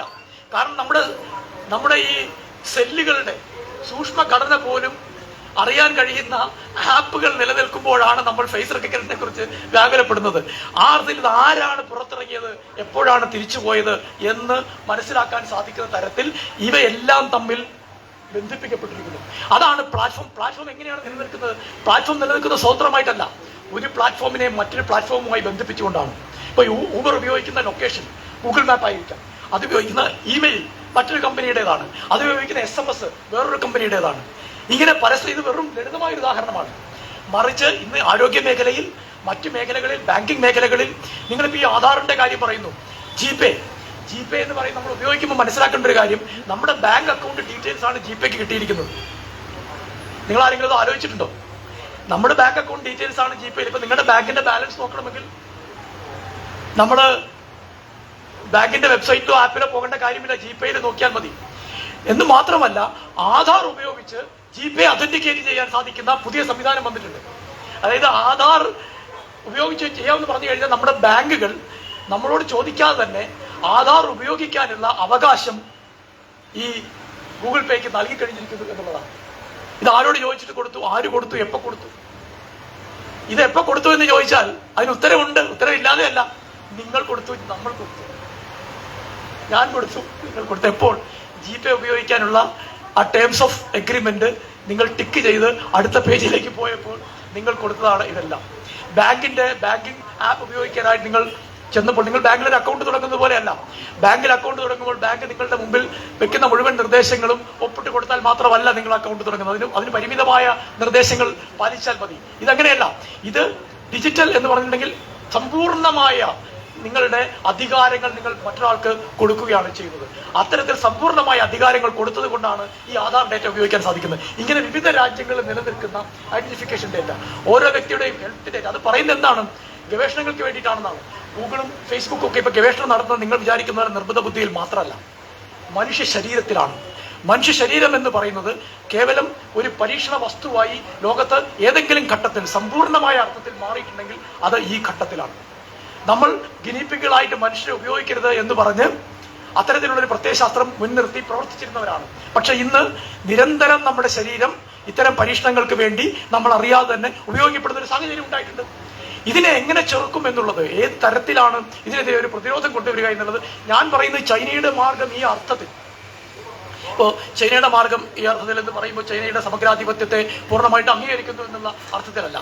പക്ഷേ ഈ ചൈനയല്ലാതെ മറ്റൊരു രാജ്യവും ഇതിനെ പ്രതിരോധിക്കാൻ തുനിഞ്ഞിട്ടില്ല. ചൈനയുടെ പ്രതിരോധം തന്നെ ദുർബലമാണ്, ഒരു അർത്ഥത്തിൽ ദുർബലമാണ്. പിന്നെ അത് ഈ മിറർ പ്രൊഡക്ഷൻ എന്ന് പറഞ്ഞ് നമ്മുടെ ബുദ്ധിയാറിന്റെ ഒരു പുസ്തകമുണ്ട്. അത് വളരെ ഒരു ബ്ലാസ്ഫമിയാണ് പുസ്തകം മാർക്സത്തെ സംബന്ധിച്ചിടത്തോളം. എന്ന് പറഞ്ഞിട്ടുണ്ടെങ്കിൽ മാർക്സത്തെയാണ് അത് വിമർശിക്കുന്നത്. മാർക്സത്തെ ബുദ്ധിയാർ വിമർശിക്കുന്നത് മാർക്സത്തിന്റെ ഏറ്റവും വലിയ പരിമിതി എന്ന് പറയുന്നത് അത് മുതലാളിത്തത്തിന്റെ കണ്ണാടി പോലെയാണ് പ്രവർത്തിക്കുന്നത്. മിറർ പ്രൊഡക്ഷൻ, മുതലാളിത്തം എങ്ങനെയാണ് ഉൽപാദനത്തെ അതിന്റെ ഏറ്റവും മുഖ്യമായ പരികല്പനയായി എടുത്തത്, മുതലാളിത്തം എടുത്തത്, അതുപോലെ തന്നെ മാർക്സും ഉൽപാദനത്തെയാണ് മുഖ്യമായ പരികല്പനയായി എടുത്തത്. അതുകൊണ്ട് ഇത് രണ്ടും തമ്മിൽ വിച്ഛേദിച്ച് കാണേണ്ടതില്ല എന്നൊരു അഭിപ്രായമാണ് അദ്ദേഹം പറഞ്ഞത്. എന്ന് പറഞ്ഞാൽ അത് പൂർണ്ണമായിട്ടും ഞാൻ അംഗീകരിക്കുന്നില്ല. എങ്കിൽ പോലും അത്തരത്തിലുള്ള അനാലജി, അത്തരത്തിലൊരു ട്രോപ്പ് ഇവിടെ വളരെ പ്രസക്തമാണ്. ചൈന ഇപ്പോൾ ഉപയോഗിക്കുന്ന രീതി എന്ന് പറയുന്നതും ഇതേ രീതി തന്നെയാണ്. ഇവരെന്താണോ പ്ലാറ്റ്ഫോം ക്യാപിറ്റലിസം ഉപയോഗിക്കുന്നത് അതേ രീതിയിലാണ് ചൈന ചെയ്യുന്നത് എന്നുള്ളതാണ് പ്രശ്നം. പക്ഷേ ചൈനയുടെ മതില് ഭേദിച്ചകത്തേക്ക് കടക്കാൻ പലപ്പോഴും ഈ മുതലാളിത്തത്തിന് സാധിക്കാത്തതിന്റെ കാരണം ഈ പ്രതിരോധമാണ്. ഈ അളവിൽ അല്ലെങ്കിൽ പോലും ഭരണകൂടങ്ങൾക്ക് സാധിക്കും, ജനകീയ പ്രക്ഷോഭങ്ങൾക്ക് സാധിക്കും, സ്വതന്ത്ര സംഘങ്ങൾക്ക് സാധിക്കും ഇതിനെതിരെ പ്രതിരോധിക്കാൻ. അങ്ങനെ പ്രതിരോധിക്കാൻ കഴിയുന്ന ഒരു സാമൂഹികമായ രാഷ്ട്രീയ ബോധ്യം ഉണ്ടാകേണ്ടതുണ്ട് എന്നുള്ളത് കൊണ്ടാണ് അറിവധികാര ക്രമത്തെക്കുറിച്ചുള്ള ചർച്ചകൾ വളരെ പ്രസക്തമാകുന്നത്. ഇവിടെ ശരീരം എന്ന് പറയുന്നത്, മനുഷ്യ ശരീരം എന്ന് പറയുന്നത് ഇപ്പോൾ സാധാരണ ഇപ്പോൾ അതിനെ അനുകൂലിക്കുന്ന തരത്തിലുള്ള പുതിയ ചിന്താഗതികൾ വളരെ വേഗത്തിലുണ്ടാവും.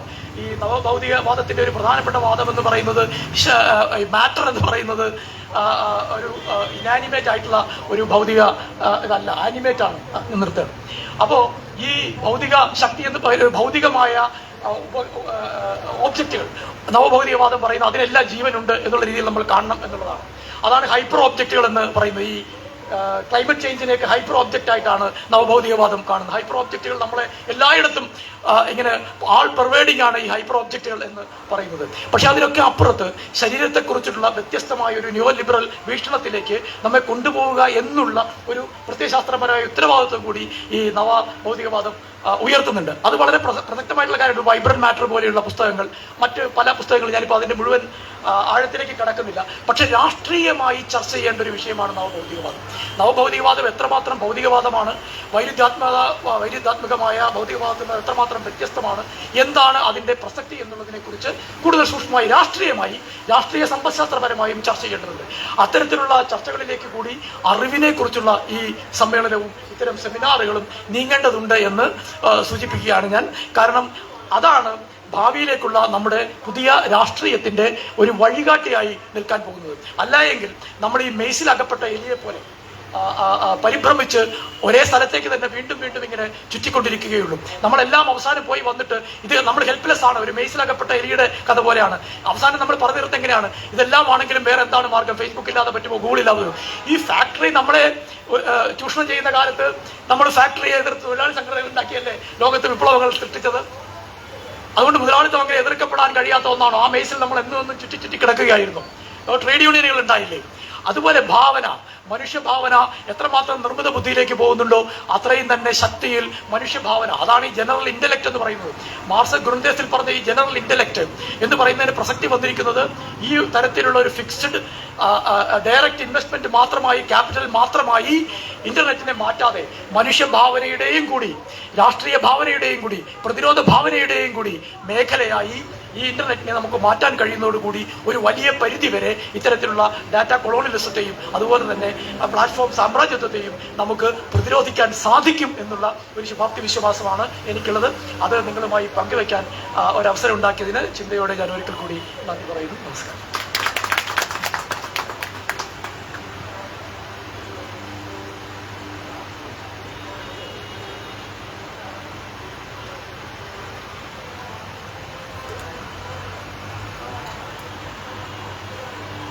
ഇനി ഇവിടെ അവതരിപ്പിച്ച ഈ വിഷയത്തെക്കുറിച്ച് എന്തെങ്കിലും സംശയങ്ങളുണ്ടെങ്കിൽ ചോദിക്കാം. നമുക്കൊരു 10 മിനിറ്റ് ഉണ്ട്. സംശയം ചോദിച്ചാൽ അതിനുള്ള ഉത്തരം പറയുന്നതായിരിക്കും.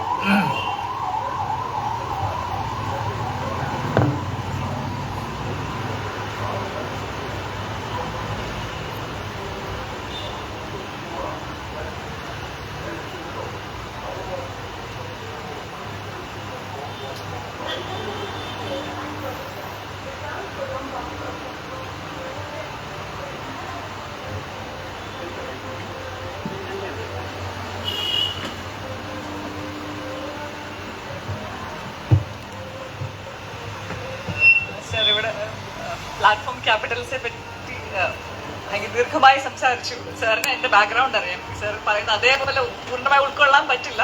പക്ഷെ റീഡിങ്ങിലും ഇപ്പോൾ ഉയർന്നു വരുന്നതാണ് ഈ സർവൈലൻസ് ക്യാപിറ്റലിസം. ഇത് തമ്മിൽ എങ്ങനെ ബന്ധപ്പെട്ടിരിക്കുന്നു, അതിൻ്റെ എന്താണ് ഒരു ഇന്റർസെക്ഷൻ എന്നുള്ളത് സാറിന് പറയാൻ സാധിക്കും?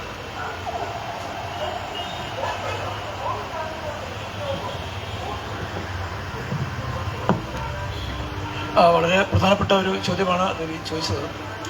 2 പ്രധാനപ്പെട്ട പുസ്തകങ്ങൾ ഈ ചർച്ചയുടെ അടിസ്ഥാനമായി നിൽക്കുന്നത്, ഒന്ന് സ്നീർക്കിൻ്റെ പ്ലാറ്റ്ഫോം ക്യാപിറ്റലിസവും മറ്റൊന്ന് സോസന സുബോഫിൻ്റെ സർവൈലൻസ് ക്യാപിറ്റലിസവുമാണ്. ഞാൻ ആ പുസ്തകങ്ങൾ നേരിട്ട് ഈ ഇന്നത്തെ പ്രഭാഷണത്തിൽ പരാമർശിച്ചില്ലെങ്കിൽ പോലും ആ 2 പുസ്തകങ്ങളുമാണ് ഒരു പ്രധാനപ്പെട്ട ഒരു ചർച്ച ഉദ്ഘാടനം ചെയ്തത് ഈ മേഖലയിൽ. സർവൈലൻസ് ക്യാപിറ്റലിസം എന്ന് പറയുന്ന യഥാർത്ഥത്തിൽ ഈ പ്ലാറ്റ്ഫോം ക്യാപിറ്റലിസത്തിന്റെ തന്നെ ഒരു വകഭേദമാണ്.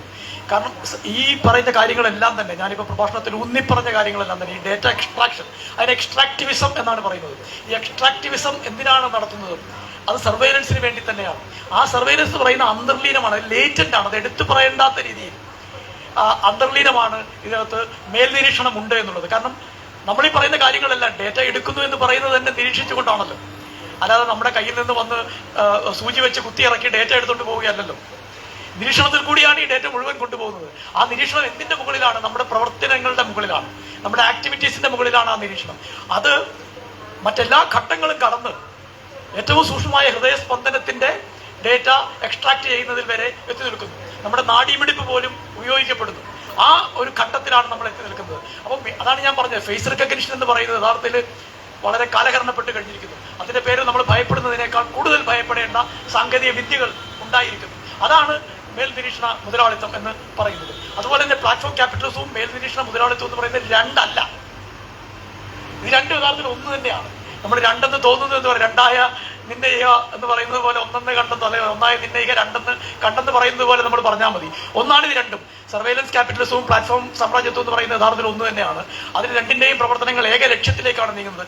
ഇന്ന് മനുഷ്യ സമൂഹം ആ അർത്ഥത്തിൽ ഒരു പുതിയ കോൺസ്റ്റലേഷനിലേക്ക്, അതായത് കോർപ്പറേറ്റ് ഭരണകൂട സംയുക്തം നമ്മളെ നിരന്തരമായി ഭരിക്കുന്ന ഒരു രാഷ്ട്രീയ സമ്പദ്ശാസ്ത്ര ക്രമത്തിന്റെ കോൺസ്റ്റലേഷനിലേക്ക് നമ്മൾ ഇങ്ങനെ നീങ്ങിക്കൊണ്ടിരിക്കുകയാണ്. ആ പ്രയാണത്തെയാണ് നമ്മൾ രാഷ്ട്രീയമായി പ്രതിരോധിക്കേണ്ടത് എന്നാണ് ഞാൻ പറയാൻ ഉദ്ദേശിച്ചത്.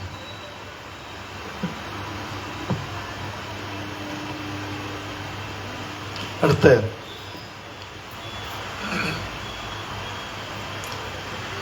ചോദ്യങ്ങൾ ചോദിച്ചാലേ കൂടുതൽ ചിന്തകൾ വരുള്ളൂ. ചോദ്യങ്ങൾ കൊണ്ട് പ്രകോപിപ്പിക്കുക.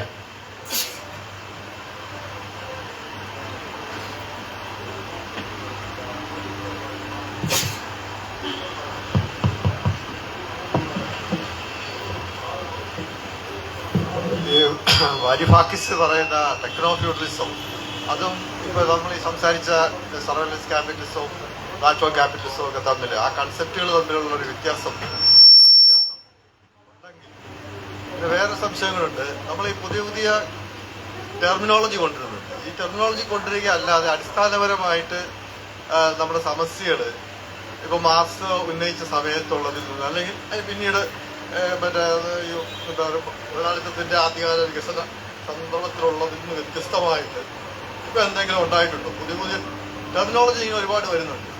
ബേസിക്കലി എന്തെങ്കിലും ചേഞ്ച് ചെയ്തിട്ടുണ്ടോ എന്നുള്ളതാണ് രണ്ടാമത്തെ ചോദ്യം. ഹലോ, ആദ്യത്തെ ടെക്നോ ഫ്യൂഡലിസം.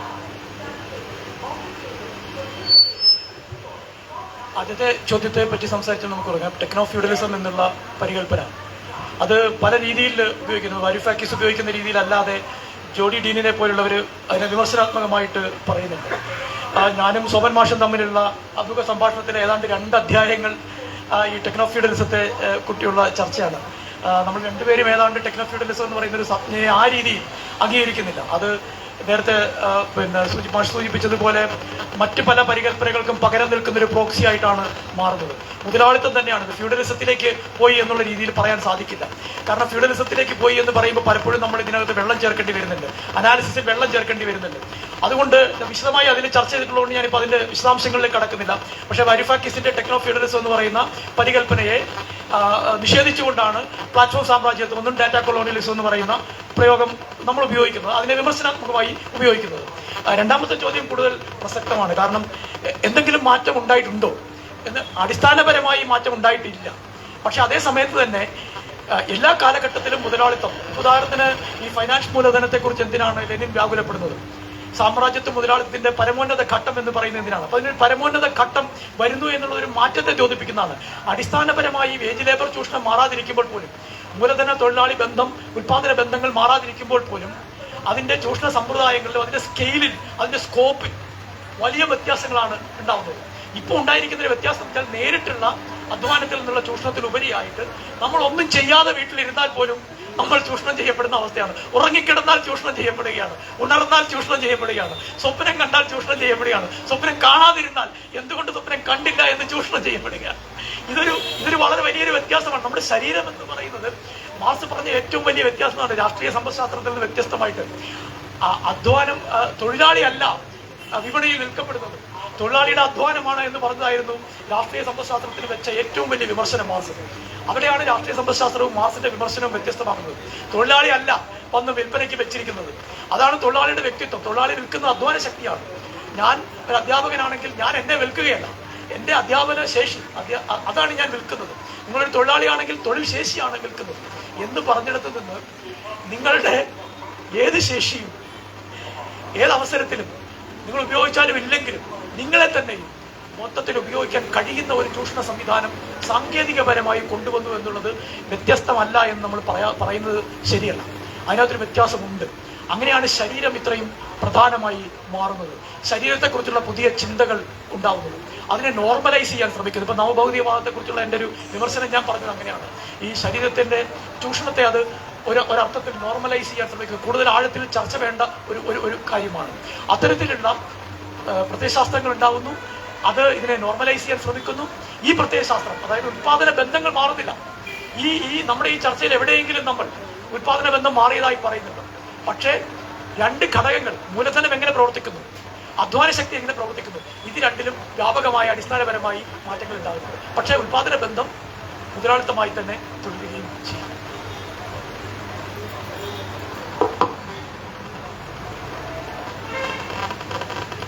ഇവിടെ അവസാനിപ്പിക്കുകയാണ്. നമ്മളെ ഇത്രയും സമയം നല്ല ഗംഭീരമായ ഒരു അപഗ്രഥനവും അറിവും പകർന്നു തന്ന ടി ശ്രീകുമാറിന് ചിന്തയുടെ പേരിൽ നന്ദി രേഖപ്പെടുത്തുകയാണ്. കേബിൾ കൊണ്ടുപോകും. മറ്റേ